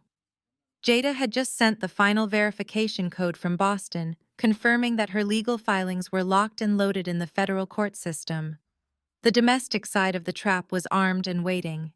It was time to detonate the international payload. I pulled up the master dossier on my screen. It was a 100-page document of sheer financial devastation. The IP logs, the forged signatures, the Cayman Island Shell Company routing numbers, the Interpol red notices, and the direct ties to an active international money laundering syndicate were all perfectly formatted. It was the most beautiful spreadsheet I had ever created, a masterpiece of undeniable forensic accounting. I needed to ensure this dossier reached the exact individuals who possessed both the authority and the ruthlessness to act on it immediately. I bypassed the standard royal public relations offices. They would only try to bury the scandal to protect the wedding broadcast. Instead, I targeted the absolute apex of Cordovian financial security. I input the direct encrypted email address of the Cordovian Minister of Finance. I added the Chief Inspector of the Royal Treasury. Finally, I added the personal secure inbox of the Commander of the Royal Guard, the man directly responsible for protecting King Edward from all foreign and domestic threats. For the American flank, I accessed a secure portal utilized by my auditing firm to report severe financial crimes. I routed a copy of the dossier directly to the White-Collar Crime Division of the Federal Bureau of Investigation Field Office in New York. I flagged the transmission with priority codes specifically indicating violations of the Patriot Act and international wire fraud involving a sovereign nation. I knew the agents monitoring that portal. When they saw the connection between a blacklisted Cayman syndicate and a fraudulent $2 million American mortgage, they would not wait for a subpoena. They would mobilize an arrest warrant instantly. I reviewed the recipient list one last time, checking every character of the digital addresses. My finger hovered over the trackpad. This was the point of no return. Once I transmitted these files, the resulting explosion would obliterate my parents' lives entirely. Gregory and Brenda would face federal prison sentences. Melody would face global humiliation and an annulment before her wedding cake was even cut. I thought about the way my mother had looked at me with pure contempt in the hotel lobby. I thought about my father telling me I was a liability and demanding security throw me onto the street. I thought about Melody physically ripping our grandmother's necklace from my skin, laughing at my expense. I pressed down on the trackpad with absolute certainty. Send. The progress bar flashed across my screen, encrypting payload, establishing secure handshake, transmitting data. I watched the green bar fill up piece by piece. It took exactly 4 seconds for the dossier to leave my motel room and hit the secure servers of the Cordovian government and the United States federal authorities. Message delivered. I leaned back in the stiff wooden chair and exhaled a long, slow breath. The silence in the motel room felt different now. It was no longer the silence of isolation. It was the silence of a suspended weight dropping. I closed the email client and opened a secure monitoring tool I had designed to track engagement with the dossier. Within 3 minutes, the first red receipt pinged on my screen. The Cordovian Ministry of Finance had opened the file. 2 minutes later, the Royal Treasury accessed the document. 7 minutes later, the federal portal confirmed a successful download. The digital alarms were ringing in the highest corridors of power. Highly trained government analysts were currently staring at their monitors, watching the illusion of the wealthy American bride evaporate into a terrifying national security threat. They were looking at the exact transaction hashes, proving that the $2 million dowry sitting in their pristine royal escrow account was actively monitored cartel money. I closed my laptop entirely. My part in the digital phase of this war was complete. Now it was time for the physical confrontation. I stood up and walked over to the closet. I unzipped the garment bag holding my tailored white suit. It was sharp, immaculate, and projected absolute authority. If I was going to be escorted into the presence of a king, I was going to look like the only person in the room who held the winning hand. I began to dress, moving with deliberate precision, while the entire world prepared to collapse on my sister's fairy tale. I pulled the crisp, white blazer over my shoulders and adjusted the lapels in the cracked mirror of the motel bathroom. The fabric was immaculate, a stark contrast to the peeling wallpaper and water-stained tiles surrounding me. I checked my watch. It had been exactly 22 minutes since I hit send on the encrypted master dossier. Back at the desk, my laptop screen was still open, displaying a live diagnostic feed of the secure server where I had hosted the evidence files. I watched the access logs light up like a fireworks display. Deep inside the fortified walls of the Cordovian Ministry of Finance, the morning had undoubtedly started with champagne and celebratory briefings. That festive atmosphere died the exact second the chief inspector of the Royal Treasury opened my priority transmission. I could picture the scene with perfect clarity. A high-ranking financial minister, likely annoyed by an urgent alert on the morning of a national holiday, clicking open the attachment. First, he would see the executive summary detailing domestic identity theft. He might have dismissed that as a tacky American family dispute, but then he would scroll down to Section 2. He would see the wire transfer logs, he would see the routing numbers, and then he would hit Section 3. The access logs on my screen spiked massively. The IP addresses pinging the dossier were multiplying. The file was being forwarded rapidly across the highest echelons of the Cordovian government. They were looking at the Interpol red notices. They were staring at the active federal tracking data imported directly from the United States authorities. They were realizing that the $2 million bridal trust currently resting in their sovereign escrow account was entirely composed of heavily monitored cartel-linked dirty money. I walked over to the desk and watched the server traffic accelerate. The Ministry of Finance was pinging the dossier. The Royal Treasury was downloading the raw transaction hashes. And then a highly classified, restricted IP address accessed the file. It was the personal secure network of King Edward himself. The monarch had been awakened.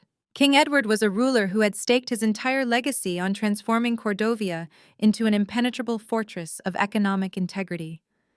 He was a man who personally vetted foreign investors and ruthlessly expelled anyone with a shadow of financial impropriety. The revelation that his future daughter-in-law was dragging a radioactive money laundering syndicate straight to the steps of the royal altar would be treated as an act of profound aggression. He would not view Melody or her parents as mere grifters. He would view them as a catastrophic national security threat. I calmly disconnected my laptop from the secure network, wiped the temporary cache, and slid the machine into my leather briefcase. I checked my watch again. 41 minutes post-transmission. The digital panic inside the palace would be translating into physical action right about now. The king would demand to know who had breached his banking systems to deliver this intelligence. He would see my digital signature and my credentials as a senior forensic accountant for the very firm that audited his central bank. He would realize that the woman who just saved his kingdom from a devastating international banking crisis was currently sitting in a cheap motel room less than 3 miles away from his throne. I did not have to wait long. The low rumble of heavy engines vibrated through the thin walls of my room. I walked over to the window and parted the dusty curtains just a fraction of an inch. A convoy of 3 black armored tactical vehicles had just pulled into the cracked asphalt parking lot of the Transit Depot Motel. They moved with absolute military precision, boxing in all potential exits. These were not local police cruisers. They bore the gold and black crest of the Cordovian Royal Guard. I stepped away from the window, picked up my briefcase, and stood in the center of the room. I smoothed the front of my white suit, ensuring my posture was perfectly straight. A heavy, sharp knock echoed through the door. The sound was authoritative, demanding absolute compliance. I unlocked the deadbolt, slid back the security chain, and pulled the door open. 2 men stood in the outdoor corridor, blocking the morning sun. They wore the ceremonial yet heavily armored uniforms of the elite royal protection detail. Their expressions were unreadable, hidden behind dark sunglasses and decades of disciplined training. They did not draw weapons. They did not reach for handcuffs. The taller guard stepped forward and bowed his head slightly, a gesture of profound, unexpected respect. "Miss Williams," he said, his voice thick with a crisp European accent. "His Majesty King Edward requests your presence at the palace. Immediately." I met his gaze with absolute icy calm. "I understand," I replied, keeping my voice perfectly level. "Lead the way." I stepped out of the dingy motel room, leaving the cheap laminate desk and flickering fluorescent lights behind forever. The guards immediately flanked me, forming a highly protective wedge as we walked down the concrete stairs toward the waiting convoy. The motel clerk who had ignored me the night before was now standing behind his glass counter, staring with wide, terrified eyes as the royal military detail escorted me across his parking lot. One of the guards opened the heavy reinforced door of the lead armored vehicle. I slid into the luxurious leather interior, placing my briefcase on the seat beside me. The doors slammed shut, sealing me inside a quiet, climate-controlled vault. The convoy immediately accelerated, pulling out of the transit depot and turning toward the heart of the city. Through the tinted bulletproof glass, I watched the streets of Cordovia blur past. The city was alive with frenetic, joyous energy. Crowds of citizens were lining the barricaded sidewalks, waving national flags and tossing flower petals in anticipation of the royal procession. They were cheering for a fairy tale that was already dead. They were celebrating a royal bride who was currently sitting on top of a ticking financial time bomb. I leaned back against the plush leather headrest. My parents had told hotel security to throw me out onto the street like garbage. They had assumed I would be paralyzed by shame and financial ruin. Now I was speeding toward the palace under the personal protection of the king himself, holding the absolute power to dismantle their entire existence. The car banked sharply, merging onto the exclusive royal avenue that led directly to the palace gates. The endgame had officially arrived. The black armored convoy glided past the towering ornate iron gates of the royal palace without slowing down. Armed sentries waved us through, parting the sea of cheering tourists and media crews along the perimeter. We bypassed the grand public entrance, navigating instead through a maze of fortified security tunnels reserved exclusively for elite officials and the royal family. The tires hummed against the smooth concrete before the armored vehicle came to a silent halt in a guarded staging area. The door swung open. I stepped out into the cool air. The commander of the Royal Guard met me at the base of a private elevator. He did not ask for my identification. He pressed a keycard to a scanner and gestured inside. We rode the elevator in absolute silence, ascending rapidly toward the main staterooms of the palace. Every single floor we passed represented yet another thick layer of the aristocratic illusion my parents desperately tried to buy. They had sacrificed my entire future just to stand on the other side of the walls I was currently breaching with a government escort. The elevator chimed softly. The steel doors slid open to reveal a sprawling, gilded corridor lined with priceless tapestries and antique marble statues. Security personnel equipped with earpieces lined the hallway, their eyes locked straight ahead as I walked past. I gripped the handle of my leather briefcase. Inside were the indisputable digital execution orders meant for my entirely treacherous family. We marched toward a set of massive, ornately carved mahogany doors at the very end of the hall. Behind those doors, the royal reception was currently operating at peak capacity. Inside the grand ballroom, the atmosphere was a masterclass in opulence. Crystal chandeliers the size of small vehicles hung from the frescoed ceilings, casting a brilliant, glittering light over hundreds of the most elite dignitaries. Immaculate waiters in crisp white gloves circulated seamlessly with silver trays of vintage champagne and beluga caviar. A symphony orchestra positioned on a raised balcony played a sweeping waltz that filled the space. At the center of the dance floor, Melody lived her fantasy. Draped in a silk gown embroidered with pearls, she twirled effortlessly in the arms of Prince Harrison. The stolen diamond pendant rested heavily against her collarbone, a glittering monument to her utter lack of conscience.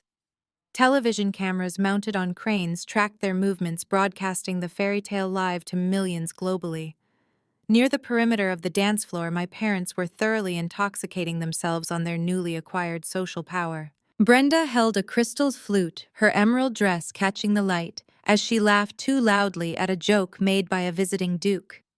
Gregory stood beside her in his bespoke tuxedo, gesturing expansively while holding court with international ambassadors.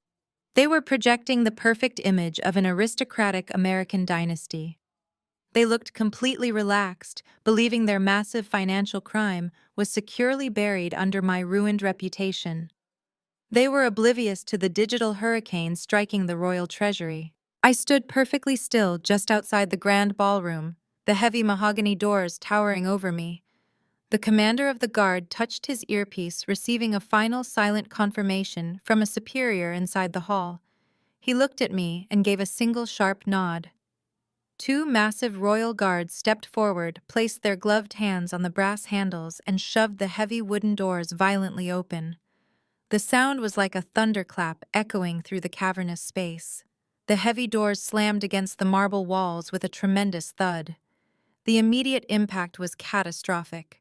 The lead conductor of the symphony orchestra, startled by the aggressive breach, dropped his baton. The sweeping waltz dissolved into a chaotic, screeching discord of confused string instruments before dying out completely. A profound, suffocating silence instantly slammed down over the entire ballroom.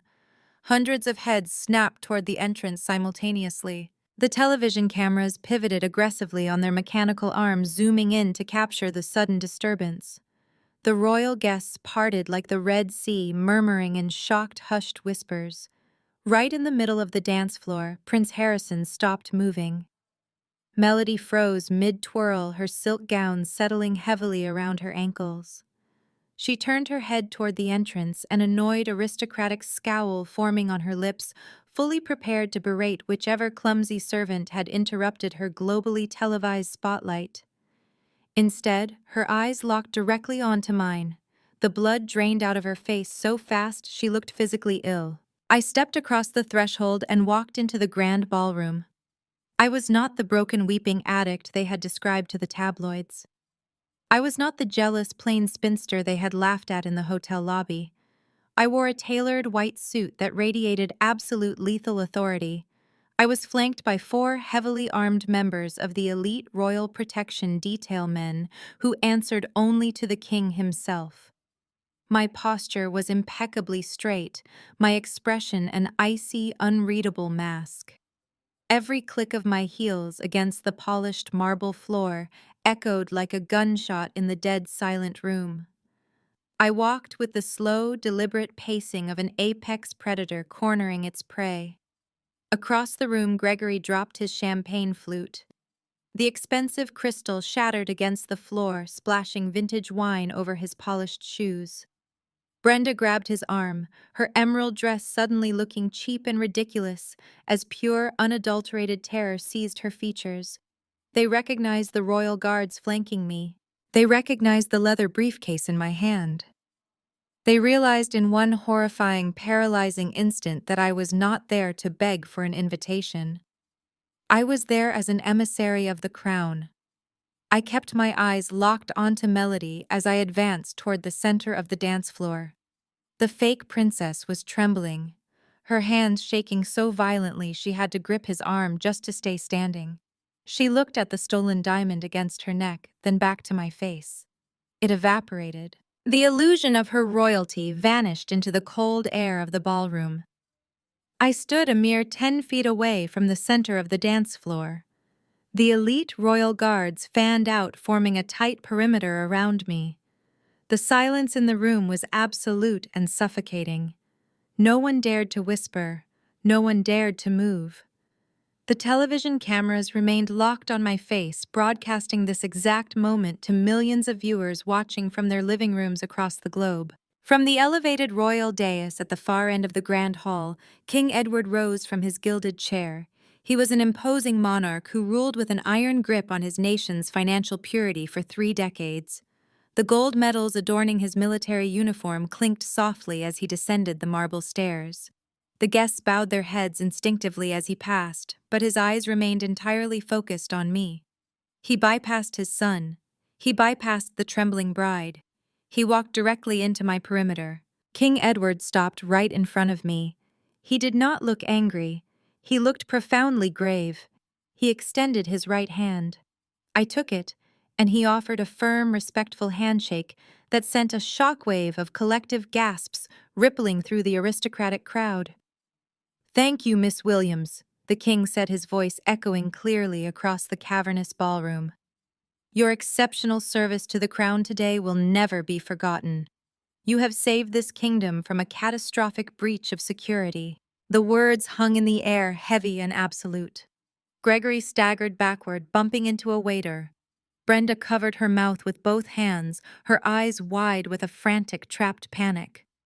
Melody looked back and forth between the king and me, her jaw trembling as she struggled to comprehend how the sister she had banished was now receiving royal gratitude. I released the monarch's hand and gave a respectful nod. "It is my professional duty, Your Majesty," I replied smoothly. I turned my attention to Prince Harrison. He stood rigid confusion and growing horror fighting for dominance on his handsome face. I unlatched my leather briefcase. The sharp clicks echoed like a ticking clock. I reached inside and withdrew the master dossier bound in black cardstock and stamped with the official seal of my forensic auditing firm. I extended the physical copy of the dossier directly to Prince Harrison. He took it hesitantly as if the paper itself might burn his hands. "Your Highness," I said, projecting my voice so the cameras and the silent crowd could capture every single syllable. "You believe you are marrying an heiress from an old-money American dynasty. You believe the $2 million bridal trust currently resting in your sovereign escrow account is a demonstration of generational wealth. It is not." Prince Harrison opened the heavy cover of the dossier. His eyes scanned the first page, the executive summary detailing the wire fraud. He looked up, his face draining of color. "What is this?" he demanded, his voice cracking. I kept my posture rigid and my tone utterly clinical. "That is a comprehensive forensic audit," I stated. "Your bride and her parents are broke. They filed for bankruptcy 5 years ago. To buy her way into your family, my parents committed massive domestic identity theft. They forged my signature and weaponized my pristine credit history to take out a fraudulent $2 million mortgage on a commercial property I legally co-own. The money you require as a royal dowry is entirely stolen." Melody lunged forward, reaching out to grab the dossier from the prince's hands. "Harrison, do not listen to her," she shrieked, echoing terribly in the quiet ballroom. She is a jealous, unstable addict. My public relations team warned you about her. She is just trying to ruin my life because she has nothing. Prince Harrison pulled the dossier out of her reach, stepping away from her as if she were contagious. He flipped to the second section of the document. He saw the bank security camera footage stills. He saw the forged power of attorney. He saw the undeniable proof of Gregory and Brenda smiling as they finalized the massive theft. Audrey, please, Gregory begged from the sidelines, his voice pathetic and hollow. We can explain everything. Let us just go to a private room. We can fix this. I did not even look in his direction. There is no private room, Gregory, I said, cutting off his frantic pleas. You wanted a globally televised wedding. You wanted the entire world to look at your family. Now they are looking. I turned my focus back to Prince Harrison, who was now staring at the third section of the dossier. He had reached the absolute kill shot. Identity theft and mortgage fraud are federal crimes. I continued, my voice slicing through the heavy ballroom air. But that is not why the king just thanked me. That is not why the royal guards are standing behind me. When your future father-in-law decided to funnel that stolen $2 million into your pristine country, he did not use a clean financial vehicle. He bought an offshore shell company to wash the money. I took a slow, deliberate step toward Melody. The stolen diamond pendant on her neck caught the light of the chandeliers. He routed your dowry through Apex Holdings International, I announced, making sure my diction was flawless. That specific shell company is a known money laundering artery for an international criminal syndicate. It is currently under active joint investigation by the Federal Bureau of Investigation and Interpol. My parents took dirty cartel-linked routing numbers and plugged them directly into your royal treasury. The silence that followed was absolute. It was the sound of a total systemic collapse. Prince Harrison dropped the dossier onto a nearby silver tray. He looked at Melody with an expression of pure, unadulterated revulsion. She had brought a radioactive federal investigation to the very steps of the royal altar. She had infected a sovereign nation with illicit funds just to play pretend. Brenda let out a sudden sharp wail and collapsed onto her knees right there on the polished marble floor. Her emerald gown pooled around her as she began to hyperventilate, clutching her chest. Gregory stood frozen, his arms hanging uselessly at his sides, his mouth opening and closing without producing a single sound. Melody backed away from the prince, shaking her head in violent denial. "No," she whispered, tears finally spilling over her expertly applied makeup. "No, it is a mistake. I am going to be a princess. I am going to be a princess." "You are a massive liability," I corrected her, my voice dropping to a cold, hard whisper. "And you are currently holding my grandmother's necklace." The royal guard stepped forward, moving into a tactical formation around the disgraced bride and her paralyzed parents. The financial execution was complete. The fairy tale was dead. I stood in the center of the devastated ballroom, the undisputed victor of a war they had foolishly started. Brenda scrambled up from the polished marble floor. Her emerald gown was wrinkled and her carefully sprayed hair had fallen out of place, but her survival instincts were kicking in. She was a woman who had spent her entire life manipulating reality to fit her narrative. When cornered, she always reverted to her favorite weapon: gaslighting. She pointed a shaking, manicured finger at me and let out a theatrical wail. "Do not listen to her. She is sick. She is completely out of her mind." Brenda turned her frantic gaze to King Edward and Prince Harrison, spreading her hands in a gesture of maternal despair. "Your Majesty, please forgive this horrific display. My oldest daughter is having a severe mental breakdown. We tried to get her psychiatric help in the United States, but she refused. She has been struggling with severe addiction and paranoid delusions." Gregory, sensing a lifeline, instantly joined the performance. He straightened his ruined tuxedo and stepped forward, adopting the solemn tone of a heartbroken patriarch. "It is true, Your Highness. Audrey has been deeply unwell for years. The stress of her corporate job finally broke her. She fabricated this entire financial conspiracy out of pure jealousy because she cannot stand to see her sister happy. All these documents are the ravings of an unstable mind. She needs to be in a hospital, not a royal ballroom." Melody nodded vigorously, wiping her tears and clinging to her shredded dignity. She is obsessed with me. She has always tried to destroy my happiness. Please, Harrison, send her away before she hurts someone." The aristocratic guests murmured among themselves. The public relations smear campaign my family had paid for was still fresh in their minds. Some of the visiting dignitaries exchanged uncertain glances. The lie was audacious, but it was delivered with such desperate conviction that a lesser opponent might have faltered. I did not falter. I did not raise my voice. I did not defend my sanity or list my professional credentials. Engaging with a gaslighter only gives oxygen to their fire. Instead, I stood perfectly still and allowed their frantic, desperate voices to echo off the frescoed ceiling until the silence rushed back in.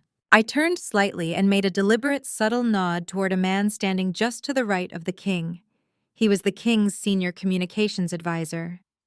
He stepped forward, holding a sleek, high-definition tablet connected directly to the grand ballroom's state-of-the-art audio-visual system. "I do not need to argue with you," I said, my voice carrying a lethal calm. "The truth does not require a performance." The advisor tapped the screen of his tablet. Instantly, the massive digital projection screens meant to display rolling photographs of the happy royal couple flickered to life. The audio feed piped directly through the symphony orchestra's towering surround sound speakers. On the massive screens, an exceptionally sharp video feed materialized. It was Jada sitting behind the massive mahogany desk of her Boston law office, wearing a tailored suit and exuding absolute authority. "Good evening, Your Majesty and distinguished guests," Jada said, her voice projecting crisp and clear across the silent ballroom. "My name is Jada Williams. I am a senior corporate attorney at a top-tier law firm in the United States, and Audrey is my sister-in-law. I am currently transmitting this feed directly from Boston, where I have spent the morning compiling physical evidence of massive federal fraud." Brenda let out a sharp gasp. Gregory took a step backward, his face draining of whatever color had returned. They knew Jada. They knew she was ruthless, brilliant, and completely immune to their manipulations. "My parents-in-law have just attempted to claim that Audrey is suffering from a paranoid delusion." Jada continued, her tone laced with absolute clinical precision. "They claim the forged mortgage and the stolen funds are a fabrication. Let us test that theory against the surveillance footage extracted this morning from the First National Bank of Boston under threat of a federal subpoena." Jada tapped a key on her keyboard. The video on the massive ballroom screens shifted. The live feed of Jada was replaced by high-resolution black-and-white security footage. The timestamp in the corner clearly displayed a date from 3 weeks ago. There, sitting comfortably in a plush bank office, were Brenda and Gregory. The resolution was so clear that the attendees in the ballroom could see the brand of Gregory's watch. The bank loan officer slid a tablet across the desk. The audio from the security feed crackled to life, echoing through the speakers. Gregory's voice filled the Cordovian ballroom. He was laughing. "Audrey is always too busy working to manage the property properly," Gregory said on the recording, taking the stylus. "It is a good thing she gave us power of attorney to handle this refinancing. She trusts her old man to make the smart investments." Brenda leaned in, smiling brightly. "Yes, she is just thrilled to help her little sister secure a solid foundation for the wedding. She told us to take out as much as the equity allows." Gregory signed the digital document with a flourish. The forgery was captured in high definition from 3 different angles. The ballroom was paralyzed. The evidence was irrefutable. But Jada was not finished. "That footage establishes the forgery," Jada announced, her voice cutting back in over the speakers. "Now let us address the intent to ruin Audrey." 2 nights ago, Gregory left a voicemail on my husband Derek's private phone explaining why they had to kick Audrey out of the hotel. Derek was horrified and immediately turned the recording over to my legal team. A new audio file began to play. This time, it was just a voice recording, but the quality was pristine. Gregory's arrogant hushed tone filled the grand hall. "Derek, you need to stop worrying about Audrey," he hissed on the tape. "We had to get her out of the hotel before she checked her bank accounts. The mortgage cleared, but the first payment is due next week, and we are obviously not paying it. The bank is going to freeze her credit. She is going to be ruined. If she is sitting in the royal palace when that happens, she will make a scene and ruin Melody's dowry presentation. We had to isolate her. By the time she figures out her credit is tanked, the wedding will be over and the money will be secured in the royal trust. She can cry all she wants from a cheap motel room. She is the sacrifice we had to make for the family legacy. The recording clicked off. The crushing silence that returned to the ballroom was heavy enough to break bones. The gaslighting was completely, utterly obliterated. There was no room left for misinterpretation. There was no room left for excuses. The guests stared at my parents with expressions of profound disgust. Aristocrats physically stepped backward, creating a wide circle of isolation around Brenda and Gregory. Prince Harrison looked physically sick. He turned away from Melody, unable to even look at her face. King Edward stood tall, his jaw set in a rigid line of absolute fury. The monarch of a nation built on financial integrity had just listened to a man brag about destroying his own daughter's life to commit fraud against the crown. Brenda dropped her face into her hands, weeping violently. There were no fake tears this time. It was the visceral sobbing of a woman who knew her entire life was over. Gregory stared blankly at the floor, his shoulders slumped, the posture of a man walking to the gallows. I looked at Melody. The stolen diamond pendant resting against her collarbone no longer looked like a royal heirloom. It looked like a heavy chained anchor dragging her down to the bottom of the ocean. She had wanted to play the role of an old money aristocrat. Instead, she had just been exposed as the beneficiary of a cheap, devastatingly cruel criminal conspiracy. The royal guards tightened their perimeter around my family. The truth was out. The execution of justice was complete. They had absolutely nowhere left to hide. Prince Harrison stepped fully out of the protective shadow of his father's royal advisors. He looked down at Melody, who was still kneeling on the cold marble floor, surrounded by the shredded remnants of her fabricated life. The grand ballroom remained entirely silent, the orchestra frozen, the elite guests holding their collective breath. The television cameras focused tightly on the prince's face, capturing the profound disgust etching deep lines around his eyes. He did not look like a heartbroken groom. He looked like a man who had just narrowly avoided stepping onto a live landmine. Melody reached out her hands, shaking violently. "Harrison," she pleaded, her voice a desperate, high-pitched whine. "You know me. You know my heart. I did not understand the financial details. My parents handled the trusts. I only wanted to be with you. We can move past this. We love each other." Prince Harrison recoiled, stepping backward as if her outstretched fingers were dripping with poison.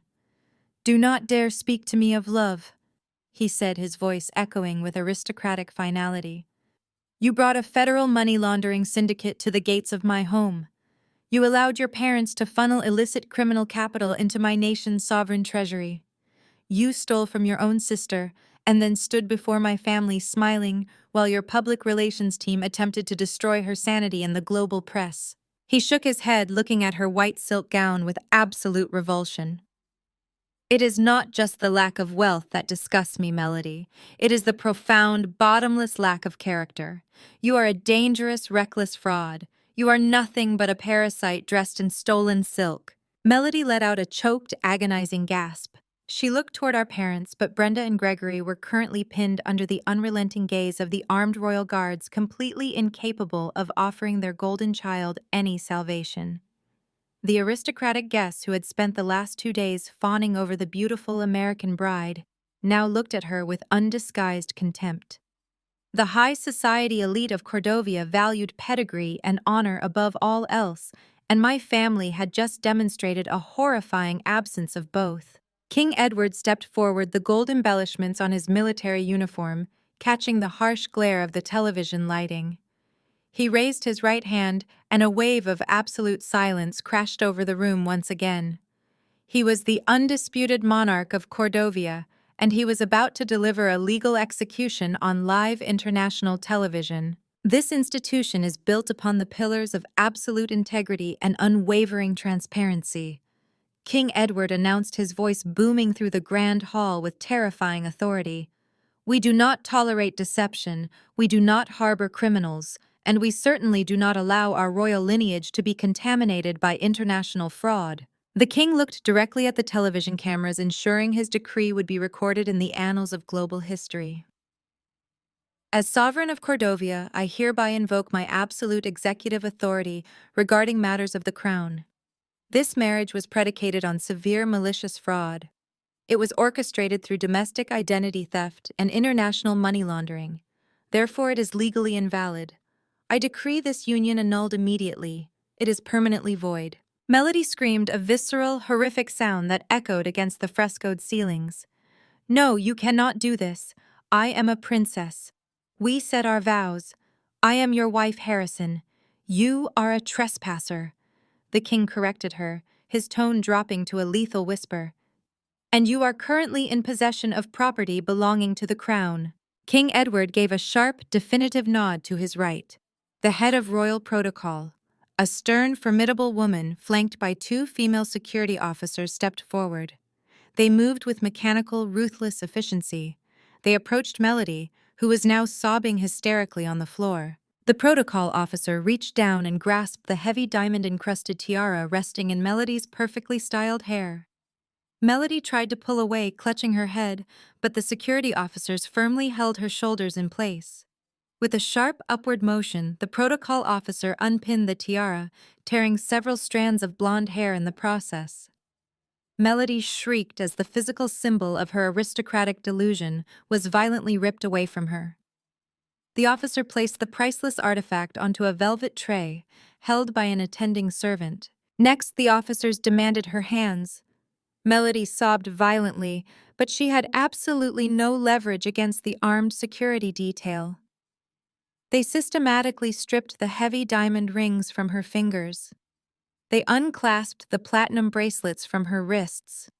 Every single piece of jewelry that the royal family had loaned her for the wedding broadcast was ruthlessly repossessed right in front of the flashing cameras. Finally, the protocol officer reached for the delicate vintage diamond pendant resting against Melody's collarbone.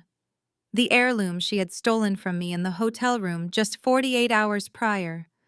Melody clutched the diamond fiercely, her last desperate attempt to hold on to something valuable. "It is mine," she wept. "It is my family heirloom." The protocol officer looked to me for confirmation.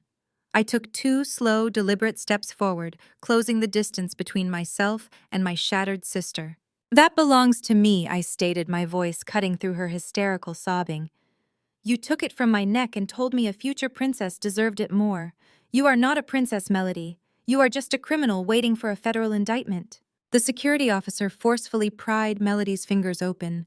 The protocol officer unclasped the gold chain and respectfully handed the diamond pendant directly to me. I slipped it into the pocket of my white tailored suit. The reclamation was complete. The final physical tie between us was severed. "Get them out of my sight," King Edward commanded, waving a dismissive hand toward the crumpled heap of my family. The royal guards immediately converged.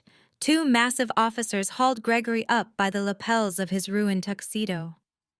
Brenda shrieked, kicking her expensive heels against the marble floor as she was dragged upward by her arms.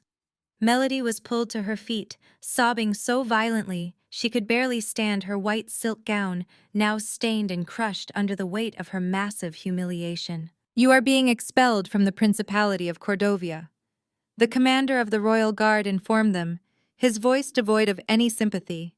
"You will be escorted directly to the royal airstrip and placed on a secured transport back to the United States. Your luggage will be forwarded to federal authorities." "Audrey, please," Brenda screamed as the guards began dragging her toward the heavy mahogany doors. "Please tell them to stop. We are your family. We are your blood." I stood shoulder to shoulder with the King of Cordovia, watching the architects of my lifelong misery being forcibly marched out of the grand ballroom.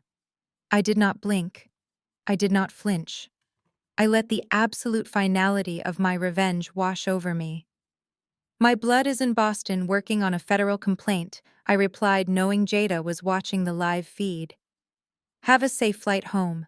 The heavy mahogany doors slammed shut behind them, severing their screams from the ballroom. The fairy tale was violently legally terminated. The fake crown was destroyed, and I was the one holding the hammer. The heavy mahogany doors had slammed shut, sealing their fate in Cordovia, but for Gregory, Brenda, and Melody, the true nightmare was only just beginning. Stripped of their passports and royal privileges, they were shoved into the back of an unmarked security transport van and driven to a remote airstrip. There was no red carpet, there were no flashing cameras or cheering crowds. They were loaded onto a stark, utilitarian cargo plane, chartered explicitly for their immediate deportation. The plush leather seats and vintage champagne they had grown accustomed to were replaced by stiff canvas jump seats and harsh overhead lighting. For the duration of the 12-hour transatlantic flight, the toxic family dynamic that had sustained them for decades finally collapsed inward, eating itself alive. Stripped of their common enemy, they turned their viciousness on each other.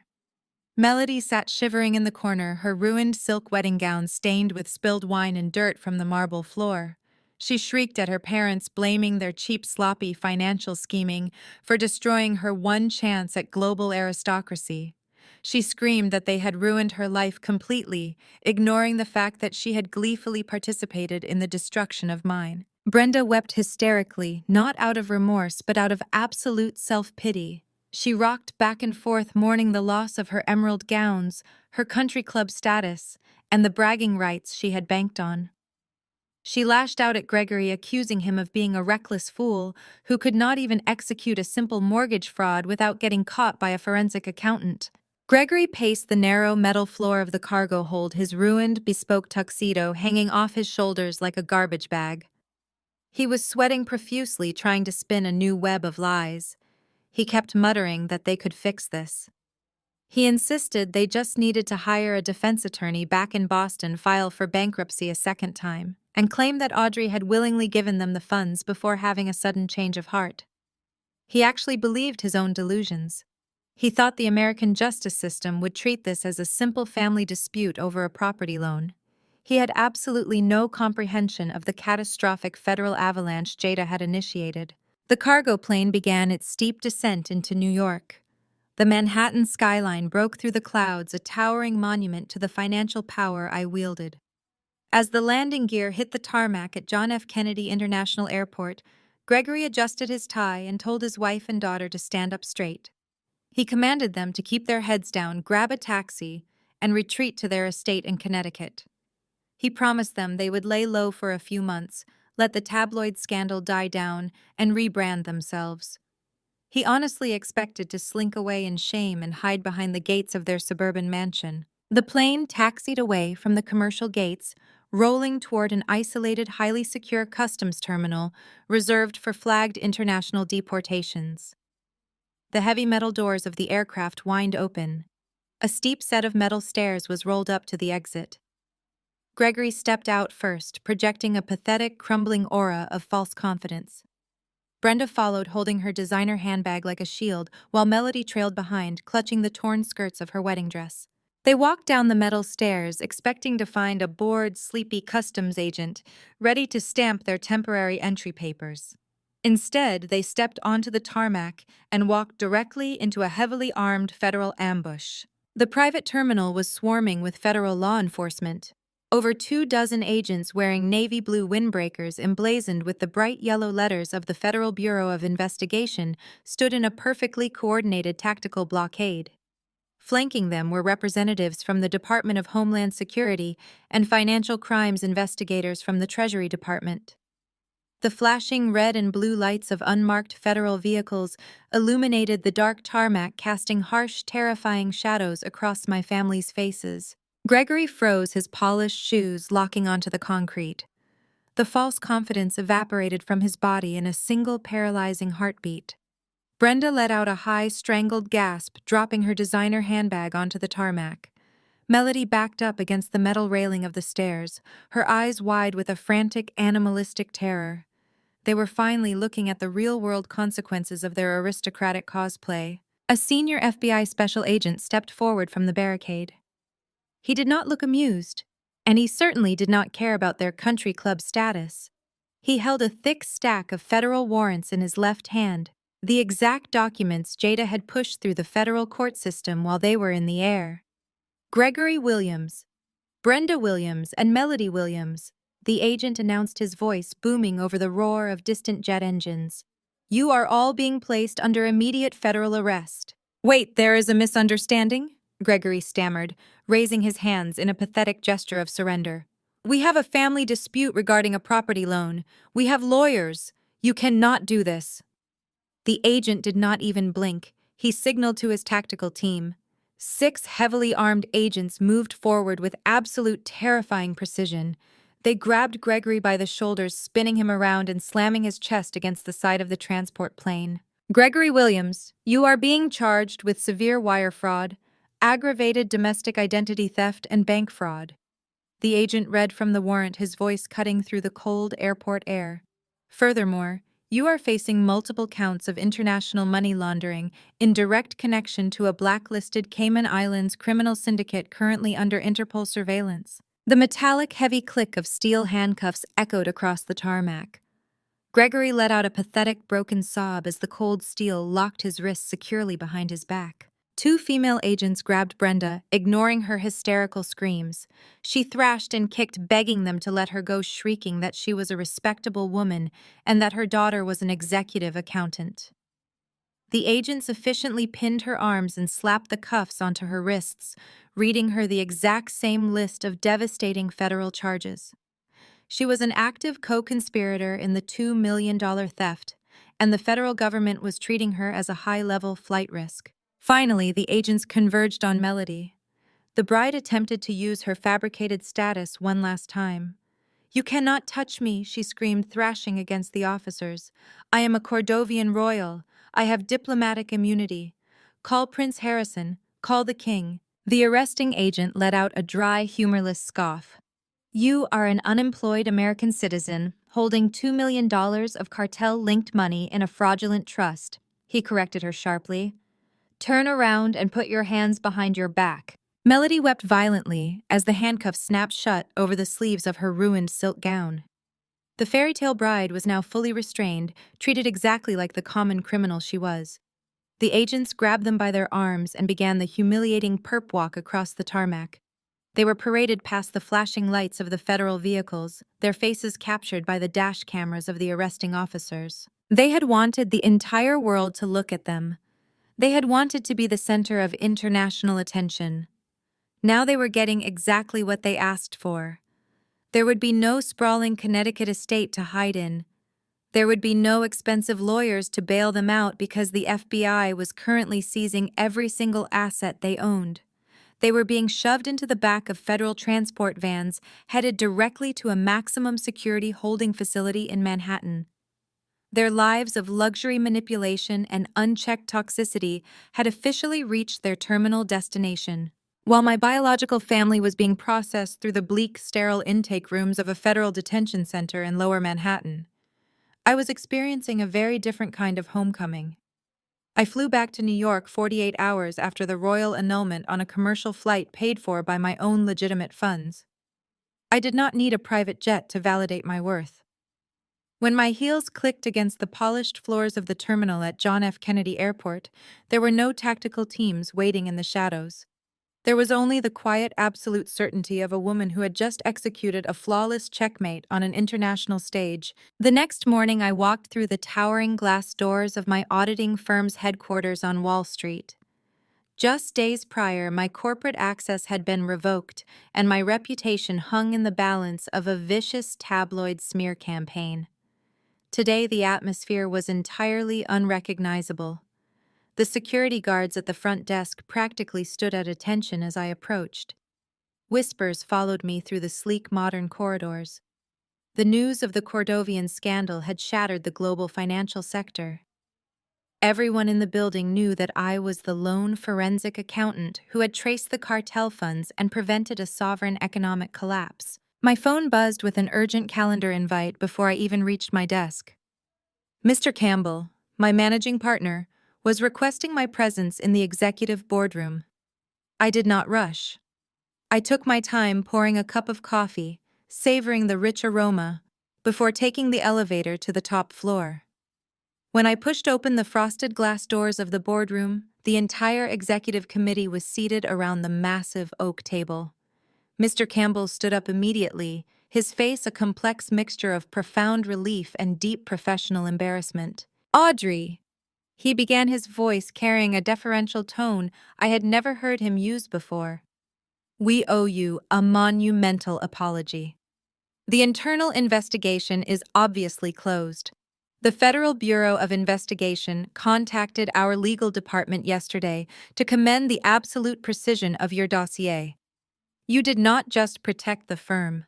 You elevated our standing with every federal agency in the country." I took a seat at the head of the table, crossing my legs and resting my hands in my lap. I remained perfectly silent, letting him scramble to fill the void. "The board has convened this morning to make this right," Mr. Campbell continued, sliding a thick leather-bound folder across the polished wood.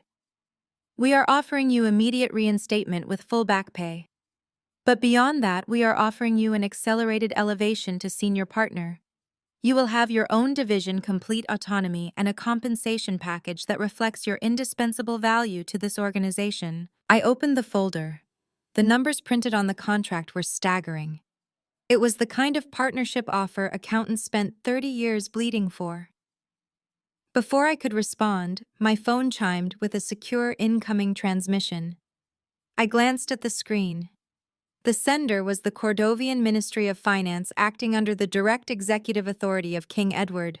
I smiled, closing the leather folder and sliding it back across the table. "That is an incredibly generous offer, Mr. Campbell," I said, my voice steady and cold. "But my career trajectory has shifted over the past few days." I picked up my phone and showed him the secure digital contract that had just materialized in my inbox. King Edward had formally dismissed his previous international risk assessment team. In their place, he was offering me a multi-million-dollar independent consulting retainer. He wanted me exclusively. He demanded the woman who could single-handedly dismantle a cartel laundering operation from a cheap motel room to personally oversee the security of his royal treasury. "I am resigning from the firm effective immediately," I announced, standing up from the heavy leather chair. "I appreciate the partnership offer, but I no longer have any interest in climbing a corporate ladder. I am building my own." I left the executive boardroom in stunned silence and walked out of the building. The crisp New York air tasted like absolute freedom. I had a massive royal contract in my digital wallet, and I knew exactly who I needed to partner with to execute it. While I was severing my ties with the corporate world, Jada was performing an even more ruthless amputation uptown. She had returned to the luxury condominium she shared with my older brother Derek. Derek had spent the last 48 hours watching the news cycle completely paralyze his family. He had watched his parents and his golden child sister get dragged across the tarmac in federal handcuffs on every major news network. When Jada walked into their living room, Derek was pacing frantically, clutching his phone. "Jada," he stammered, his face pale with panic. "You have to help them. You are a senior corporate lawyer. You know the federal prosecutors. You have to arrange bail for Mom and Dad. They are terrified." Jada dropped her pristine briefcase onto the kitchen island and looked at her husband with pure, unadulterated disgust. "Your parents forged your sister's signature to steal $2 million, Derek," she stated, her voice dropping to a lethal calm. "They routed that money through a cartel-linked syndicate to buy Melody a fake aristocratic title. They tried to destroy Audrey entirely." "They made a terrible mistake," Derek pleaded, grabbing the edge of the counter. "But they are family, Jada. We have to protect family." Jada let out a sharp, humorless laugh. "You knew they were toxic, Derek. You knew they treated Audrey like a disposable asset for decades. You watched them drain her finances and mock her career, and you stood by in absolute cowardly silence because you did not want to lose your spot in their will. You are weak. You are complicit, and I refuse to anchor my life to a man who lacks a spine." She reached into her briefcase and pulled out a thick stack of legal documents. She slammed them down onto the granite countertop right in front of him. Derek flinched. "Those are divorce papers," Jada announced. "I filed them this morning. I am taking my assets, my reputation, and my maiden name. I suggest you find a very cheap defense attorney for your parents because the federal government is going to seize every dime of their fraudulent wealth. Do not ever call me again." Jada walked out of the condominium, leaving Derek standing alone in the wreckage of his own cowardly complicity. She did not look back. She hailed a cab and gave the driver the address to an upscale restaurant in Midtown Manhattan. I was sitting in a private leather booth, waiting for her when she arrived. Jada slid into the seat across from me, signaling the waiter for a bottle of vintage champagne. Her dark eyes were blazing with fierce, triumphant energy. We did not need to exchange words about the fallout. The execution had been flawless. I pulled out my laptop and turned the screen toward her, displaying the multi-million-dollar retainer contract from King Edward. Jada leaned forward, scanning the terms with her razor-sharp legal mind. She smiled, a slow, predatory expression that matched my own. I need a ruthless legal mind to handle the compliance structure for Cordovian banking regulations, I told her, pouring the champagne into our crystal flutes. I need someone who knows how to spot a fraudulent trust from a mile away. Jada picked up her glass. And I need a brilliant forensic accountant to help me launch the most elite financial law and risk management firm on the East Coast, she replied. We clinked our glasses together, the sharp, crisp sound ringing out in the quiet restaurant. We were no longer just sisters-in-law tied together by a toxic bloodline. We were business partners. We were two incredibly capable, independent women who had watched a family of narcissistic parasites try to destroy us. Instead of breaking, we pooled our resources, our brilliance, and our absolute refusal to be victimized. We formed our own chosen family. Within a month, Williams & Associates officially opened its doors in a sleek, high-rise office overlooking Central Park. Jada handled the intricate corporate litigation, while I dominated the forensic financial audits. We were an unstoppable machine. We stripped the power away from those who thought they could manipulate us and built an empire of our own entirely grounded in hard facts, cold numbers, and unshakable loyalty. 1 year later, the New York City skyline stretched out before me, a glittering ocean of glass and steel. I stood on the wraparound terrace of my new Manhattan penthouse, leaning against the glass railing. The autumn air was crisp and carried the electric hum of the city below. I took a slow sip of a remarkably rare vintage red wine, letting the complex flavors settle on my palate. The crystal glass caught the ambient light from the city, a sharp contrast to the cheap paper cup of bitter coffee I had consumed in that obscure Cordovian motel room exactly 12 months ago. I heard the soft click of sliding glass doors behind me. Jada stepped out onto the terrace, carrying her own glass of wine and a sleek, leather-bound portfolio. She wore a stunning emerald green pantsuit, her presence radiating the kind of effortless, unshakable power we had built our entire firm upon. We were no longer just surviving the corporate grind. We were dictating the terms of the financial world. King Edward just officially countersigned the renewal contract for our risk assessment services, Jada announced, coming to stand beside me at the railing. She handed me the portfolio. He authorized a 20% increase on the retainer. The Royal Treasury specifically requested that you personally oversee the integration of their new anti-money laundering protocols. I smiled, looking down at the heavy parchment paper bearing the royal seal of Cordovia. It was a flawless victory. Williams & Associates had become the most feared and respected financial law and forensic accounting firm on the Eastern Seaboard. We did not just audit wealth. We protected sovereign economies. Jada and I had forged a bond that transcended the toxic bloodlines we had both severed. We were true partners. We were chosen family. We protected each other, and we built an empire where loyalty was proven through absolute integrity, not blind obedience. I handed the portfolio back to Jada and turned my gaze back to the glowing city skyline. It was hard to fathom how completely the universe had rebalanced itself in just 365 days. The scales of justice had not just tipped, they had slammed down with bone-crushing force. My parents, Brenda and Gregory, were currently adapting to a very different kind of living arrangement. There were no more country club dinners. There were no more luxury leased vehicles or grand estates in the suburbs. Following the undeniable mountain of digital evidence I had handed to the Federal Bureau of Investigation, their high-priced defense attorney had strongly advised them to take a plea deal. They had absolutely no leverage to fight the charges of severe wire fraud and international money laundering. The judge had been entirely merciless during sentencing, citing their shocking willingness to destroy their own daughter for a superficial social climb. Gregory was currently serving a 10-year sentence in a medium-security federal correctional institution in Pennsylvania. Brenda was serving 8 years in a federal prison camp for women. The government had seized every single asset they owned to pay back the bank and cover the massive punitive fines. The suburban mansion was auctioned off. Their bank accounts were liquidated. They were stripped of their pride, their wealth, and their freedom. They were completely isolated, forced to spend the next decade wearing standard-issue federal jumpsuits instead of designer gowns and bespoke tuxedos.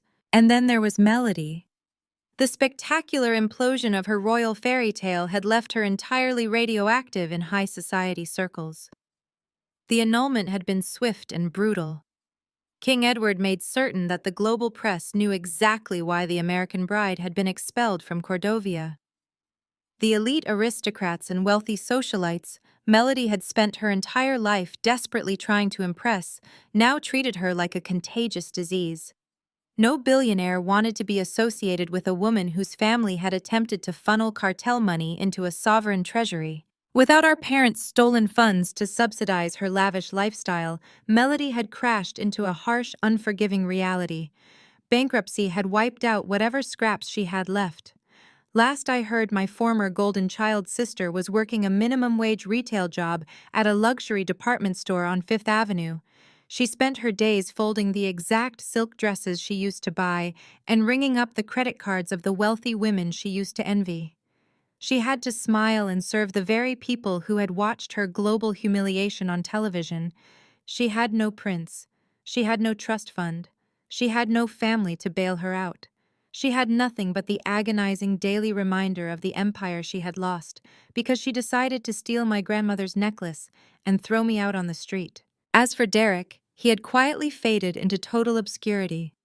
After Jada finalized their divorce and stripped away the prestigious lifestyle she had provided for him, he was forced to downsize into a mediocre apartment. He was too cowardly to visit our parents in federal prison and too weak to rebuild his own life. He was a spectator to his own failure. I took another slow sip of the vintage wine, letting the cool evening breeze wash over my face. I looked at Jada, who was raising her glass toward the glittering skyline in a silent toast to everything we had conquered. We had taken the absolute worst betrayal imaginable and weaponized it into an untouchable fortress of success. People often confuse the appearance of wealth with actual strength, I said, my voice steady and clear, carrying into the crisp night air. They think that wearing a designer dress or standing next to a royal title somehow makes them invincible. They mistake manipulation for intelligence and cruelty for power, but they are always wrong. I turned away from the city lights and looked directly ahead.